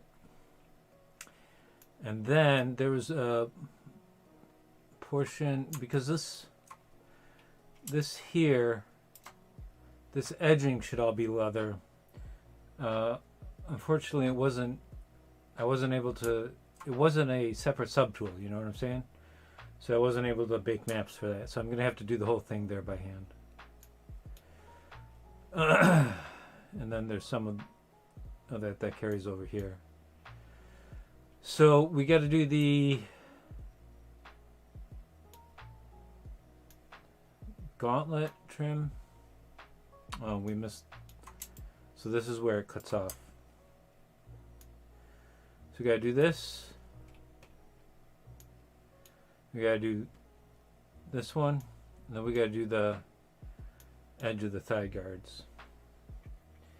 And it's 1 o'clock, and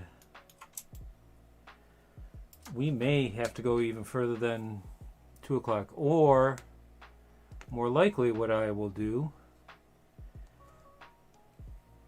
is put some of this off until tomorrow and maybe get a couple of video games in off stream. Although, you know what?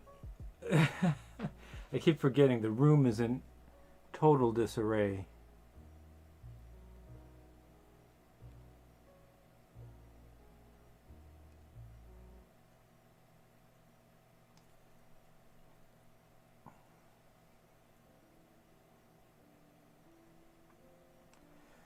I really should get to cleaning that up.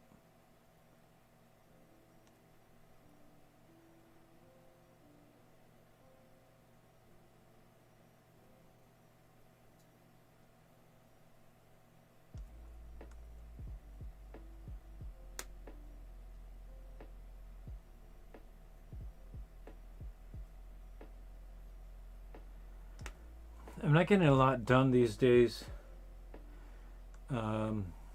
Mostly my sleep schedule is so messed up. A lot of that is pain keeping me up. In particular, like full body cramping and stuff. And I keep telling them about it at the Cancer Institute. But sometimes I feel like their attitude is, hey, we saved your life. What more do you want from us? And I try to remind them that, you know, there's life and then there's quality of life. And sometimes one is more important than the other. It's pretty dark.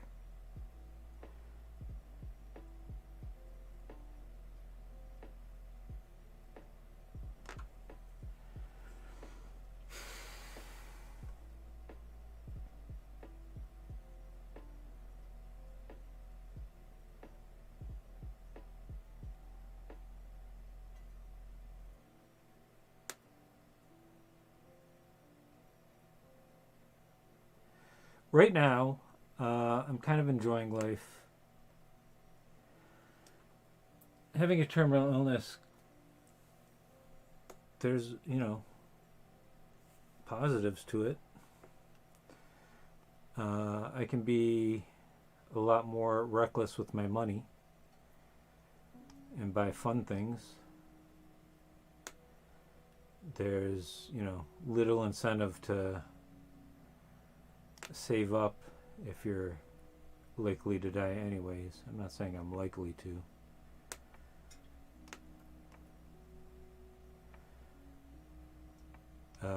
Statistically, I'm likely to, but on an individual level, you got to remember these statistics where it's like, yeah, 50% of patients with GVHD die in the first 5 years.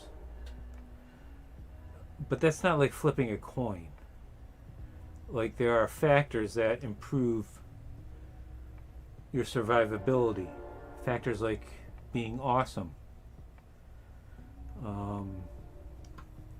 And I got a lot going on in that department, so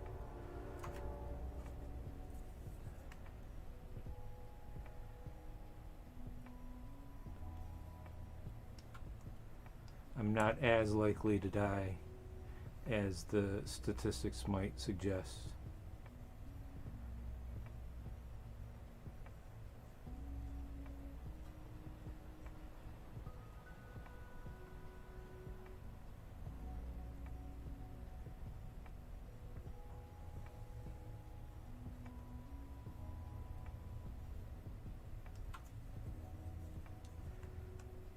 Alright, that time went pretty quickly. We didn't have to go around a lot of threads. Let's do the other one for symmetry's sake. And what happened here? Nothing. Okay, I thought I accidentally drew on that. Where are we? Here we are.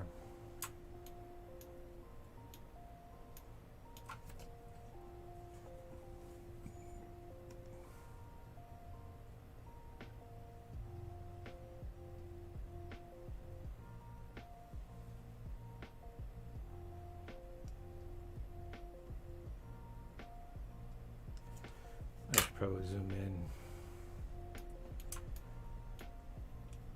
for better accuracy.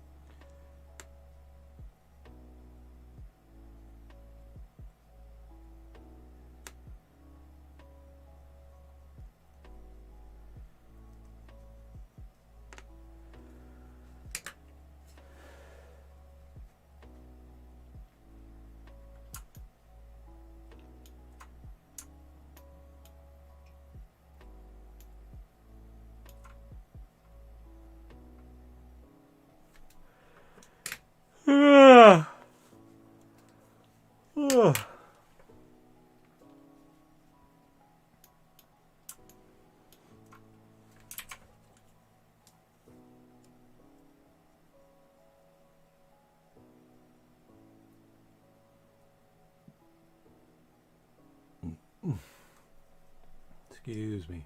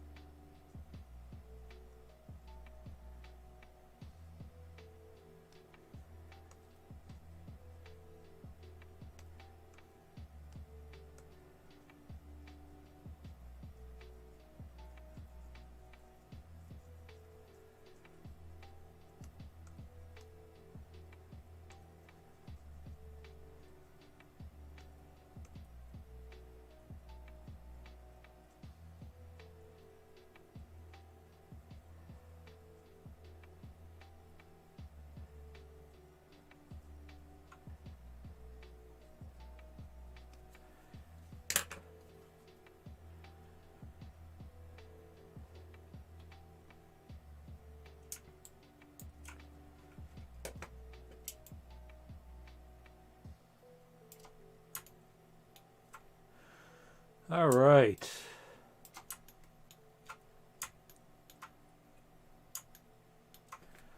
This is the second to last bit of leather we have to mask off. And in truth, the final piece is something of an afterthought. It's that it's the inner collar that nobody's going to see anyways. But because we haven't taken any shortcuts thus far, we're not about to start.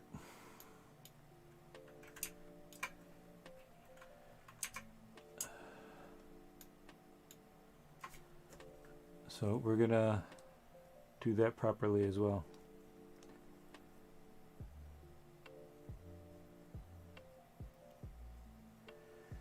And I'm painting this with broad strokes, literally.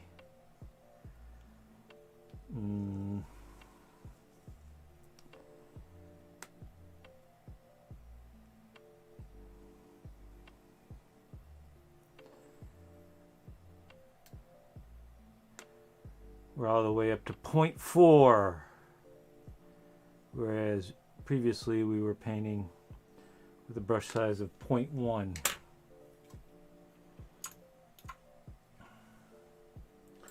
Let's see if Chris has written back to us. He has not. I hope I haven't upset him.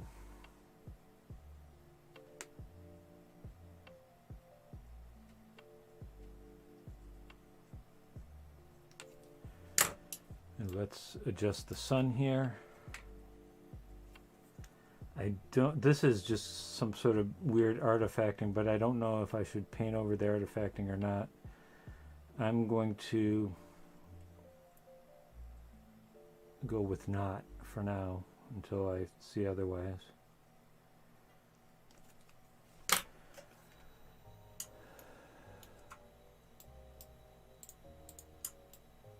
How do I rotate? All right. So where are we painting this? Where are we painting? Okay. So this is, might as well, because this would technically be part of the leather, even though, will you ever see this? You might catch a glimpse of it incidentally.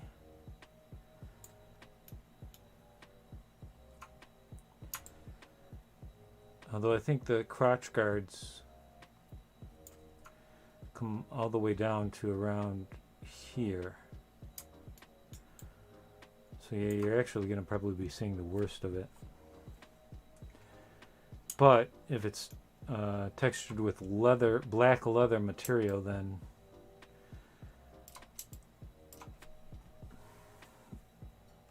you'll see things, but you won't see things, right? Because it's going to be not just black, but shadowy.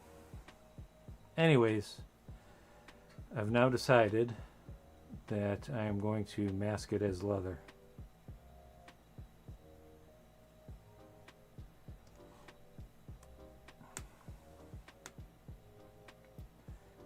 And there's no reason to be overly precious with the brush strokes here.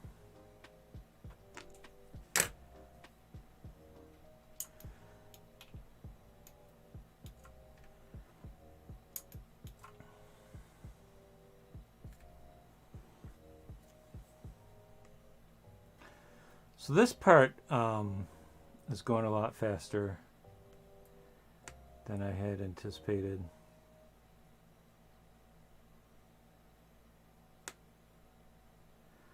I mean, really the time-consuming part is just the edging, right?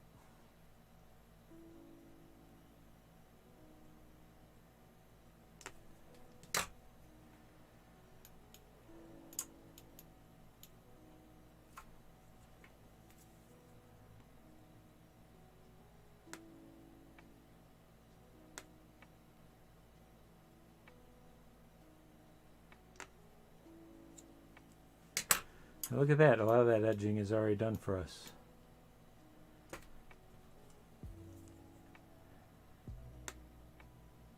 By virtue of the fact that the tiger pad is also leather and already masked off.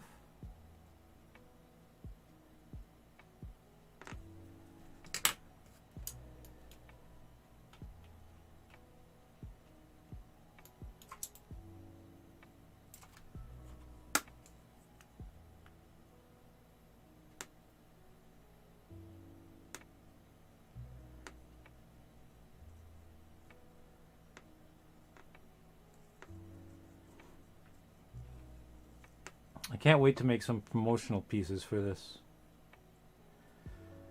I envision something very I want to make a movie poster like advertisement for this that will be very much grindhouse cinema type.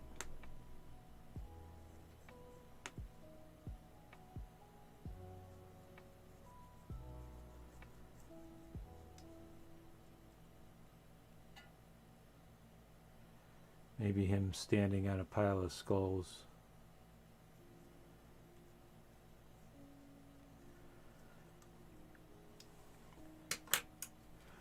I'm also doing a bit of side work. I say work. I'm not really getting paid. But I'm doing a bit of side pro bono stuff for a concrete company, and I'm hoping in turn, because they do a lot of complicated castings, I hope they can cast me a sculpture.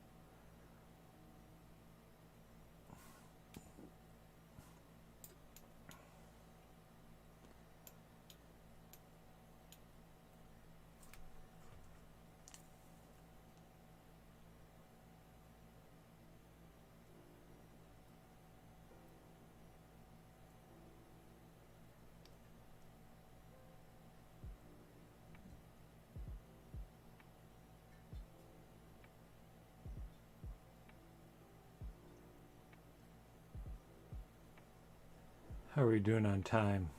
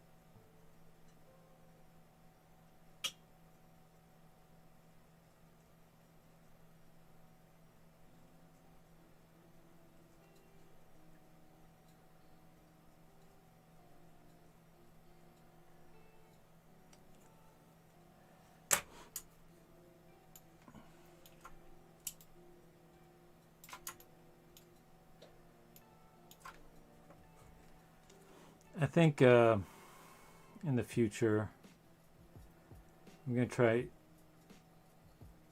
when I'm doing the edge work, I'm going to try to immediately do more than one width. Like you can see I'm doing now, scribbling in additional area because doing it later on in the process feels almost like doing the edge twice.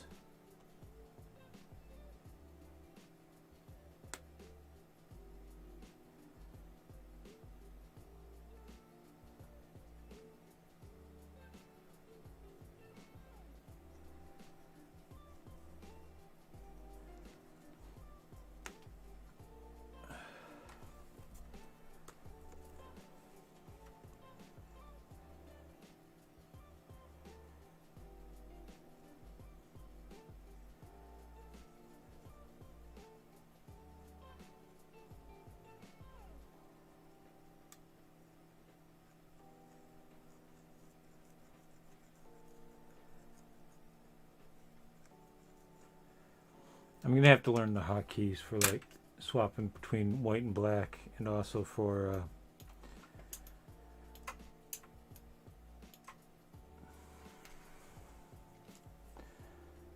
changing the size of the brush.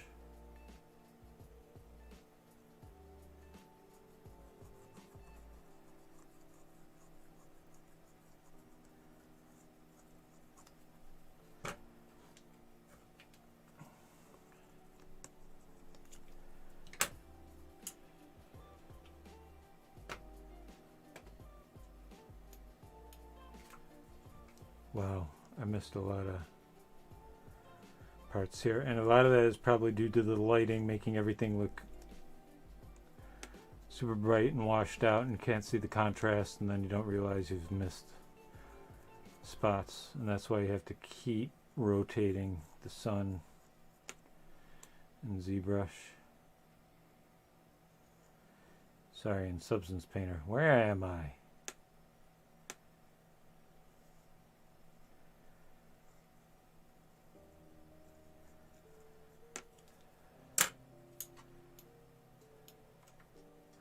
Yep. Look at all that I missed.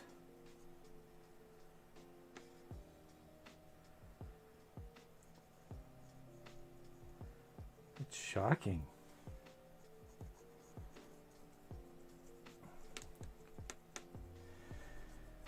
All right. I think at this point we can go back in. I'm going to look to see if I missed any other stuff. Here it's hard to tell because it's so dark now.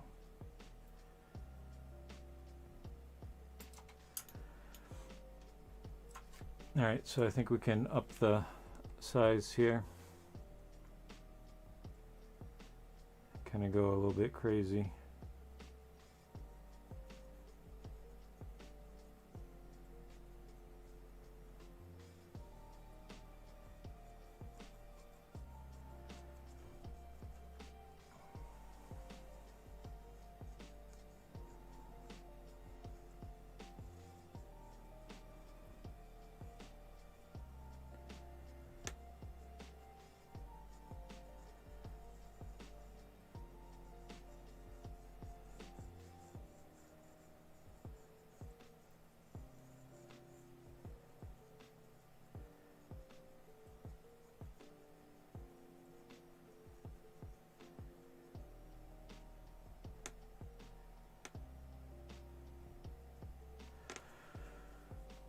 All right.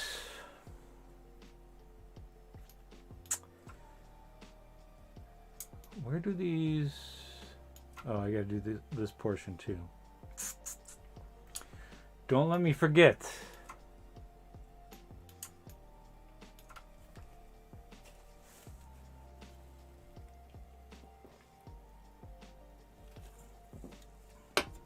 I love you, Soda.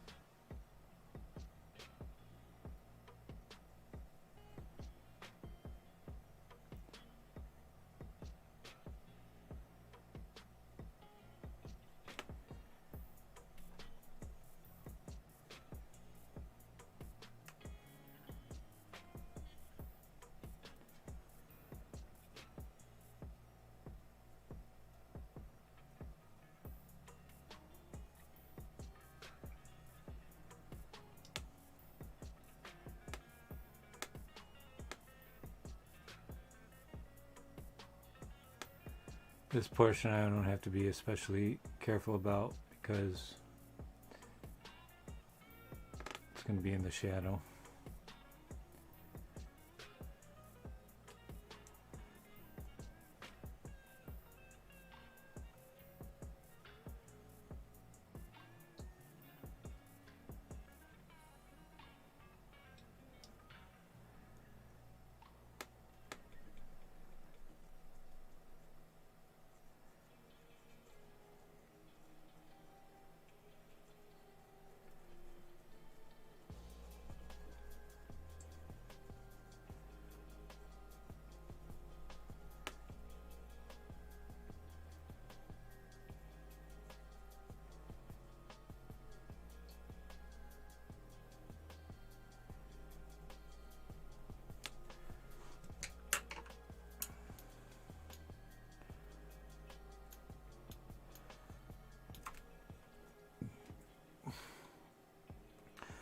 Look at how that how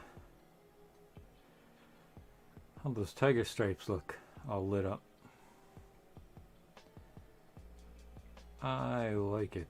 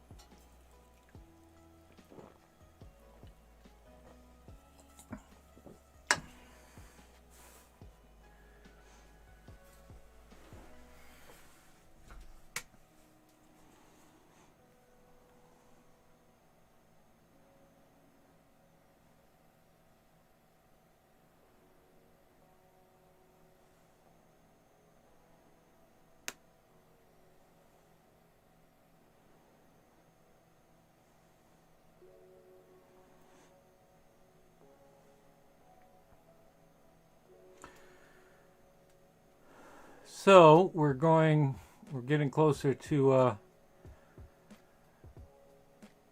side project Saturday, and I think I'm going to dedicate that to computer modding.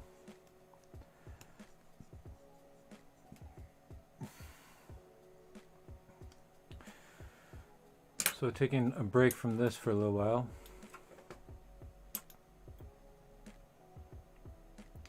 Well, this is weird trying to manipulate this with the mouse while the monitor is in portrait mode. Kill, crush, destroy.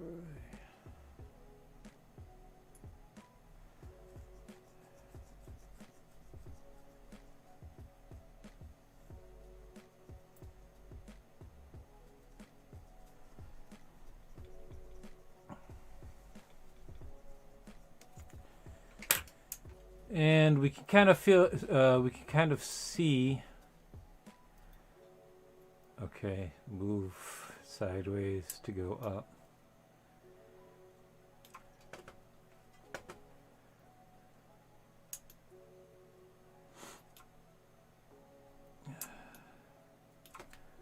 You can kind of see the finish line on this,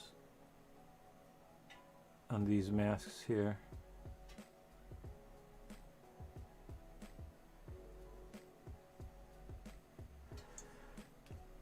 Now, what I'm doing here is, in creating these masks, basically this is a project, the substance painter project I'm working on right now isn't going to be the final one. I'm just using this for creating masks.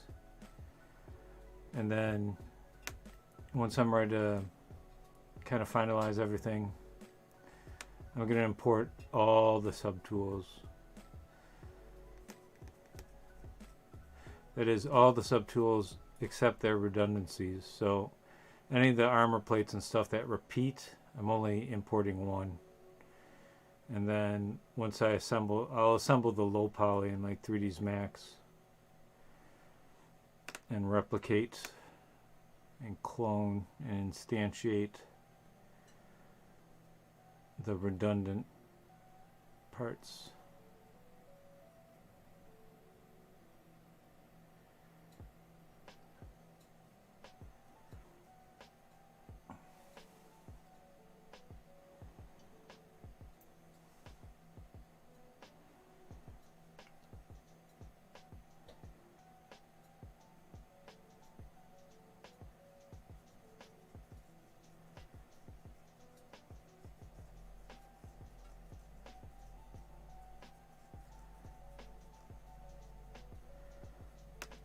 Alright, so now we can kind of increase our size here.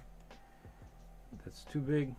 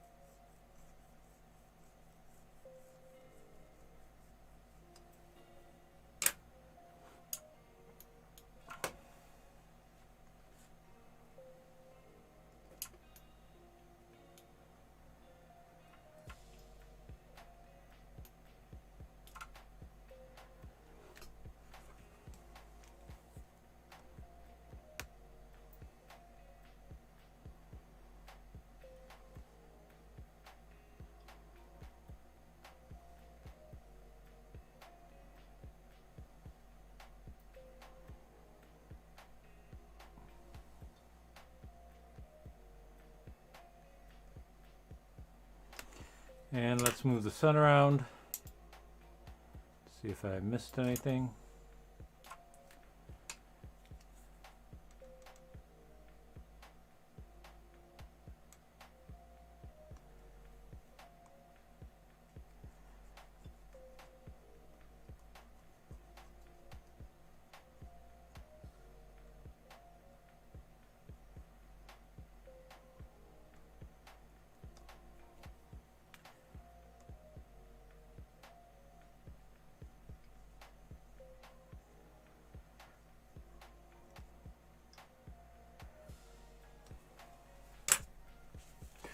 Looking good. Now, in my head, I completed the one on the other leg. But as you do this, your mind turns to mush. So, it may... Oh, and look. It's a good thing we kind of zoomed in on this after moving the sun around.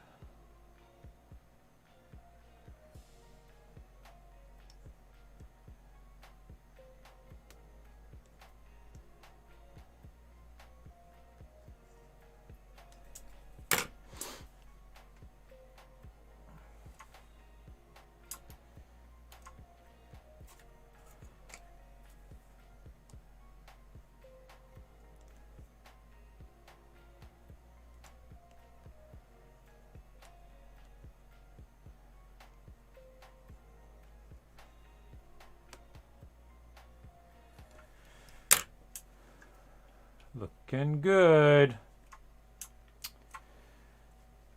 So yeah, I did do both. But we still have to do these little bits here. How do I rotate? So this time I'm rotating the texture instead of the monitor.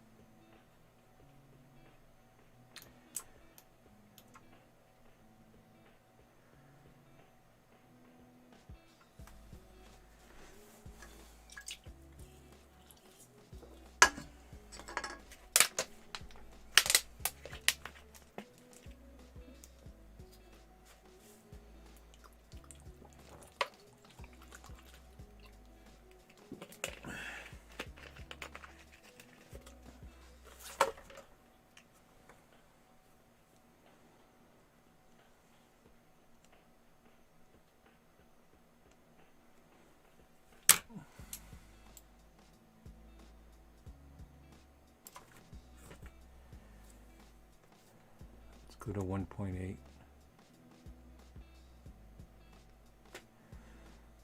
Come on.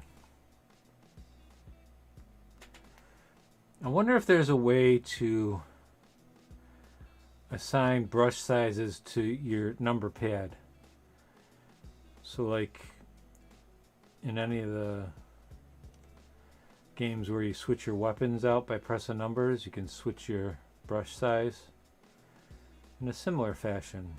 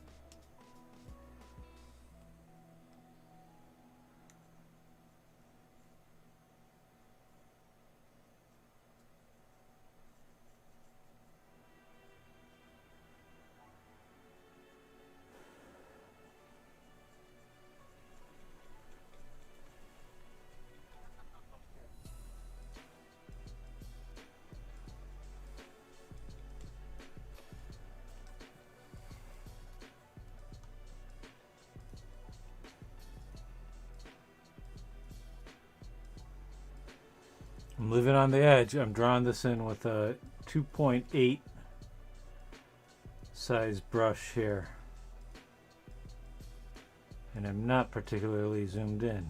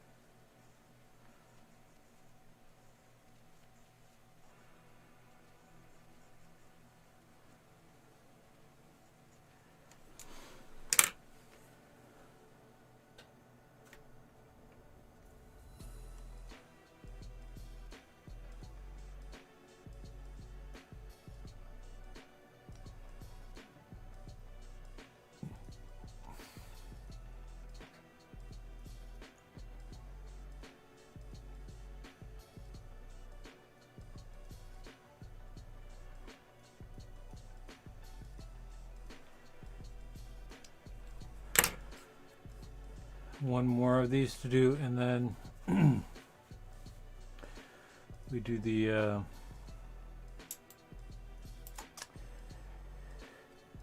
neck wrap portion, the inner portion of the neck wrap.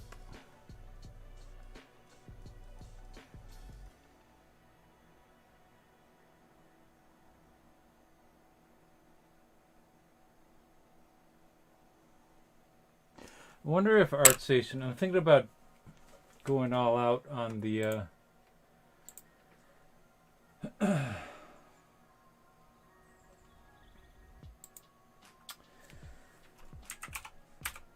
on the pants cloth there. And my philosophy, I'm sure you've heard me say, maybe you haven't, but I'm fond of saying, always beat cheating. ABC, always beat cheating. So I wonder if there's some sort of tiger pattern, thread, fabric thing I can avail myself of. ArtStation is great for tools and stuff.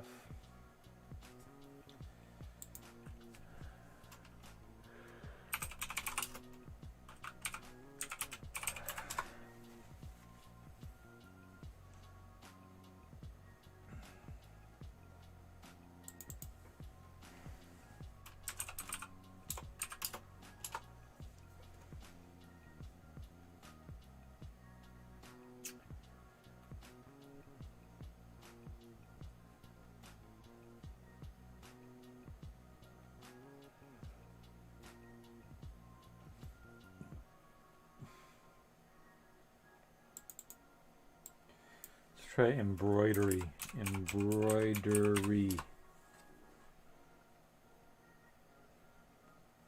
Well, I have an embroidery generator, so I might be able to find like a tiger pattern and then just add the generator.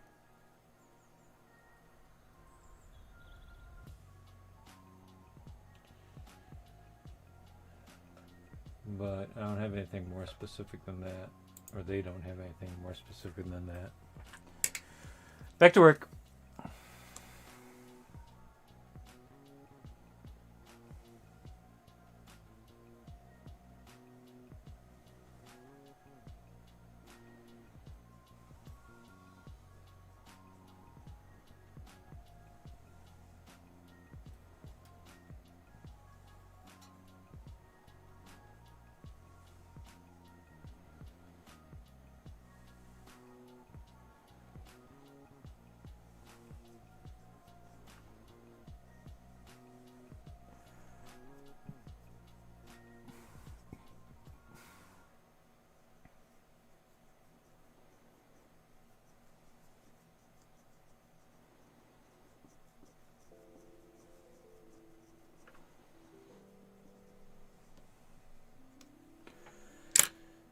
Wow.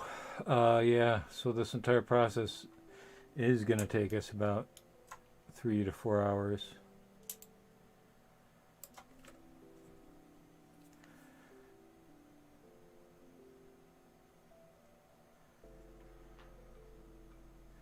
And that's not including the time it took to bake the maps, because those, I wrestled with those for like the process and procedure. I wrestled with that for I don't know how long. We can go and look at one of the other streams to determine exactly how long. But it was probably 2 hours. So just to automate the process a tiny bit, obviously I'm doing a lot by hand, it took 2 hours. So this mask, you know, it might have taken us as much as 5 to 6 hours, depending on how long I wrestled with the automation process, because I wrestled with it off stream too. That's a little depressing, huh? I mean, yeah, I'm getting good results, but the amount of time I'm putting in is,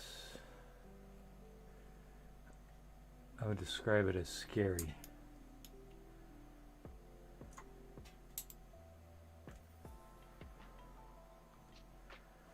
But I think on the whole, there's not a whole lot more to do, especially on this core model. Well, on the core, I don't want to say that because the core model is going to take the most time. Like I said, a lot of the other subtools, they don't have much details to them. You just kind of slap a material on and you're done. All right, let's try to figure this out. I'm gonna trace around the darkest edges here and hope that's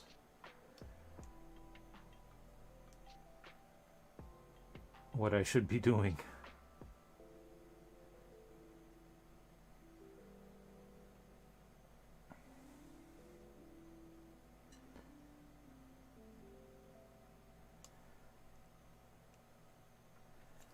Oh, so this is kind of rounded, huh?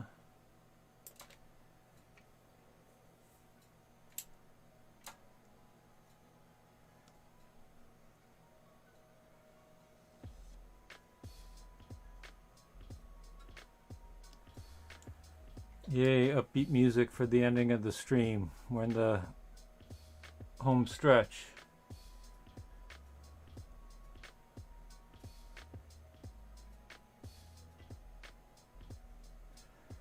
I just saw that Chris emailed me. This stuff I think is just like accidental nonsense. And I doubt you'll ever see it. So I'm just going to paint that entirely yellow. Well, I mean, technically we're painting everything black, right? And revealing the yellow beneath it, but you know what I mean.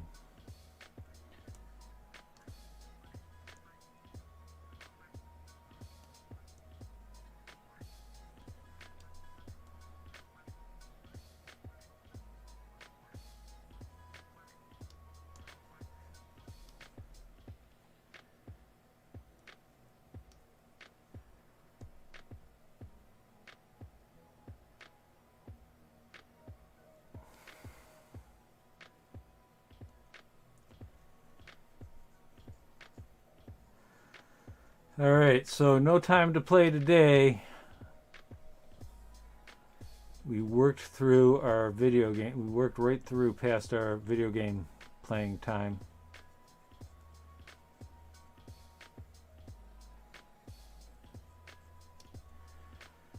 All right, and I can just bump up the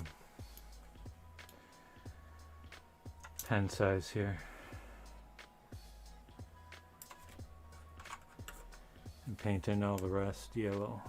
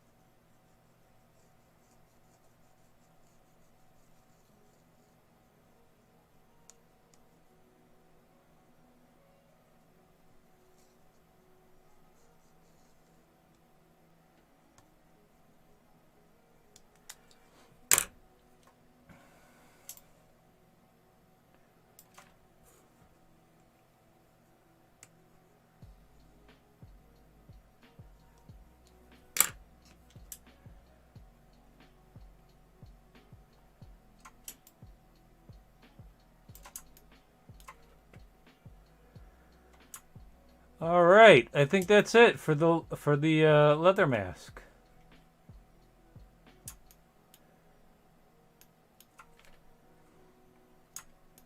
I can touch this up a little bit.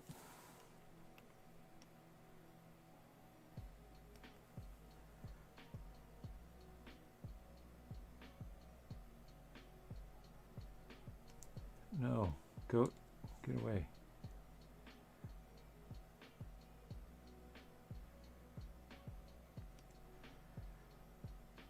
Because there's a slight thickness to this, and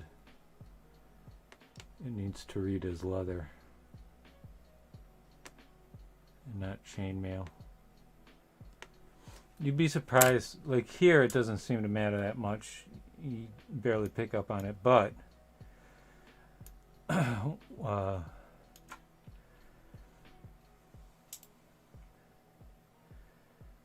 think it would be very noticeable, the distinction between the materials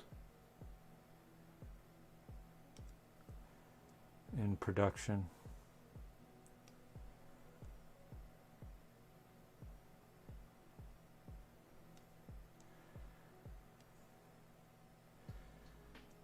And I did paint on the chainmail a little bit there.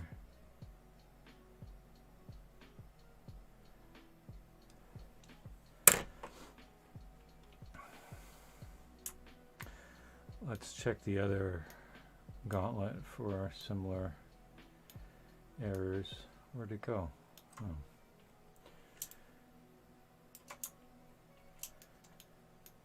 This one I did a little bit better job on.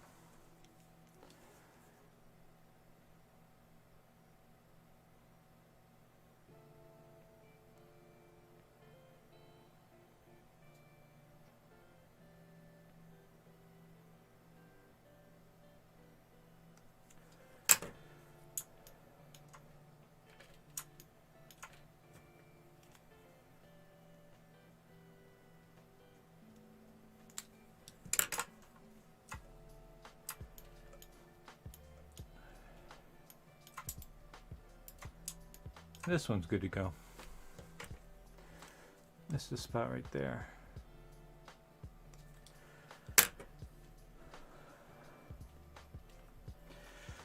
Fantastic. All right, so let's save this as both project and export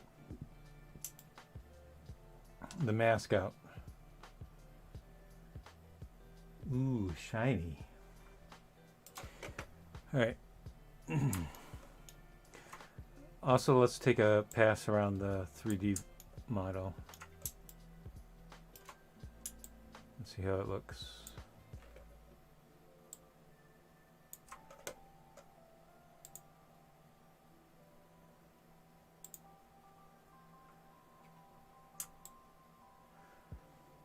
Now, obviously, I'll have to invert this, but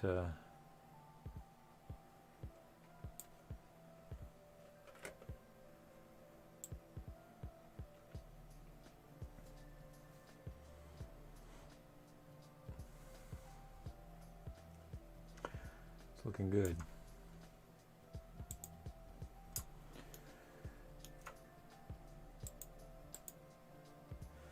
And I'm gonna get rid of the test qualifier. Originally I named this leather test. I'm gonna name it core leather mask. Save.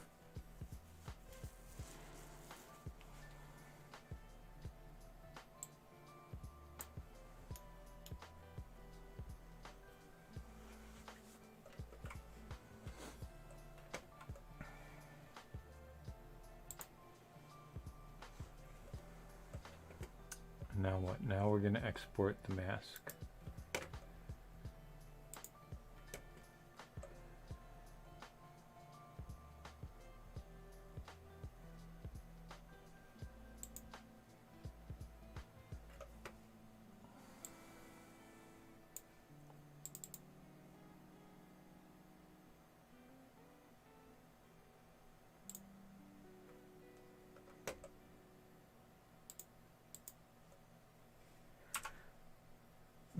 You know what, I'm just going to overwrite the original. I don't see what the harm in that would be.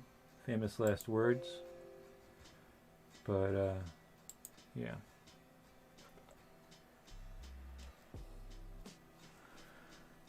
All right. Holy cow. Between baking the masks, hand painting baking the maps, hand painting the masks. I mean, what a ridiculous endeavor, right? Wish me luck that this video game earns me some money, because, you know, I've been working on this, just the model, for over a year now. God.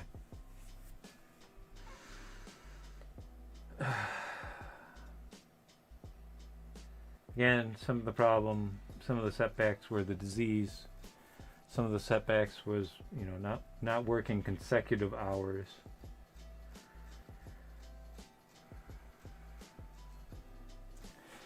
You know what? I just gotta focus on the positive here and how good it looks, and it does look good.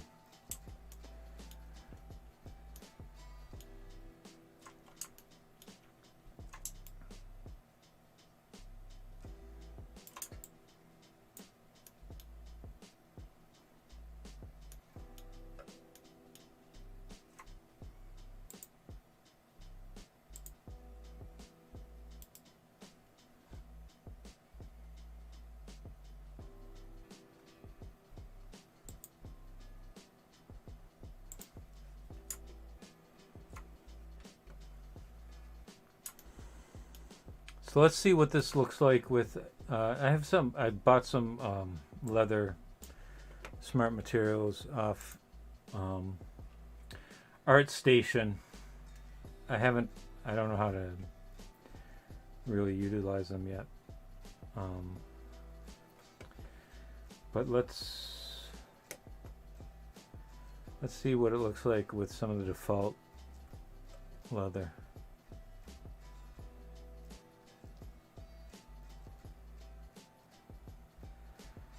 This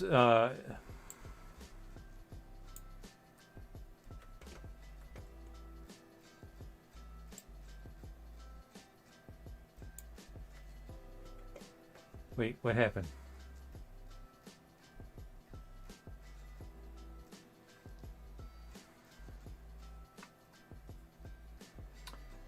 This is not.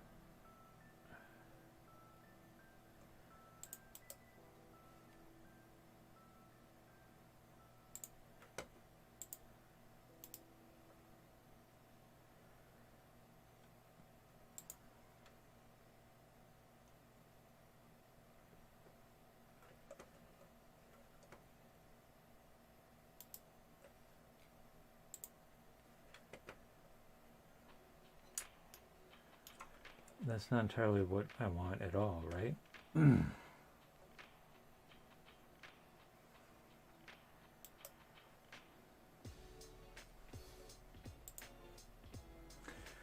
Why isn't that showing up? Why is that showing up as white rather than leather?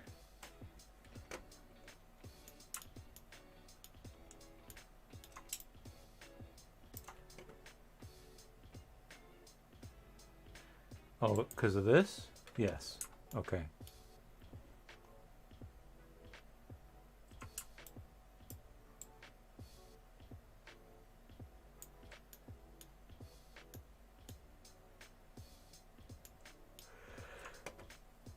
Yeah.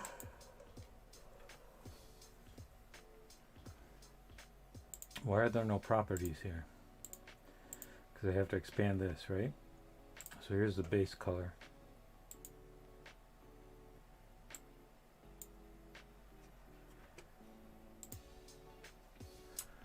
So even though the base color is solid black,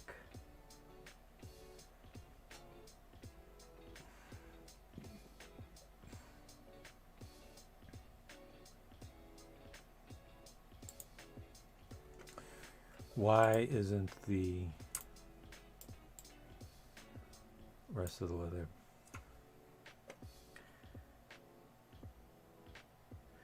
Oh, and I was wondering why I wasn't as happy with the steel here. This is not what I typically demo this with. What am I doing here? I just want to delete it. Goodbye. I want steel dark aged. Is that what this is? Pop up. I can't see. Pop up. Yeah, this is what I want.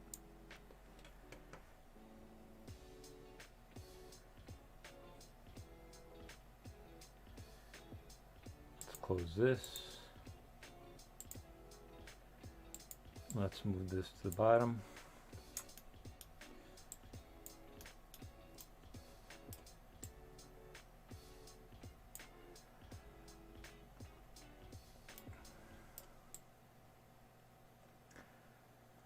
I gotta say, I'm liking what I see.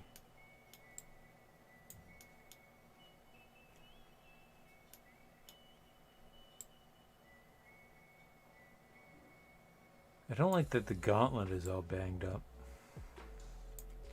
We'll just say that's the result of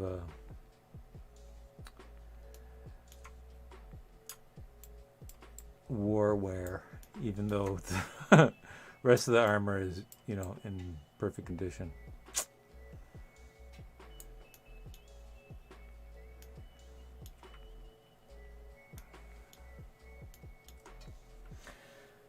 Alright, this is the second time I'm clapping. Clapping means it's like a clapboard, right? In movies. Telling us this is where we're going to cut. Let's make this bigger so we can appreciate it a little bit more.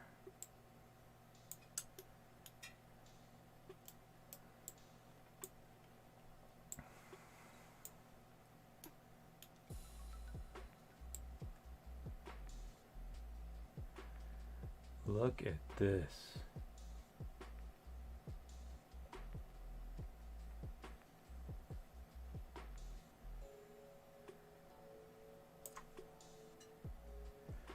Steel Dark Age still looks a little off from what I'm used to, but whatever.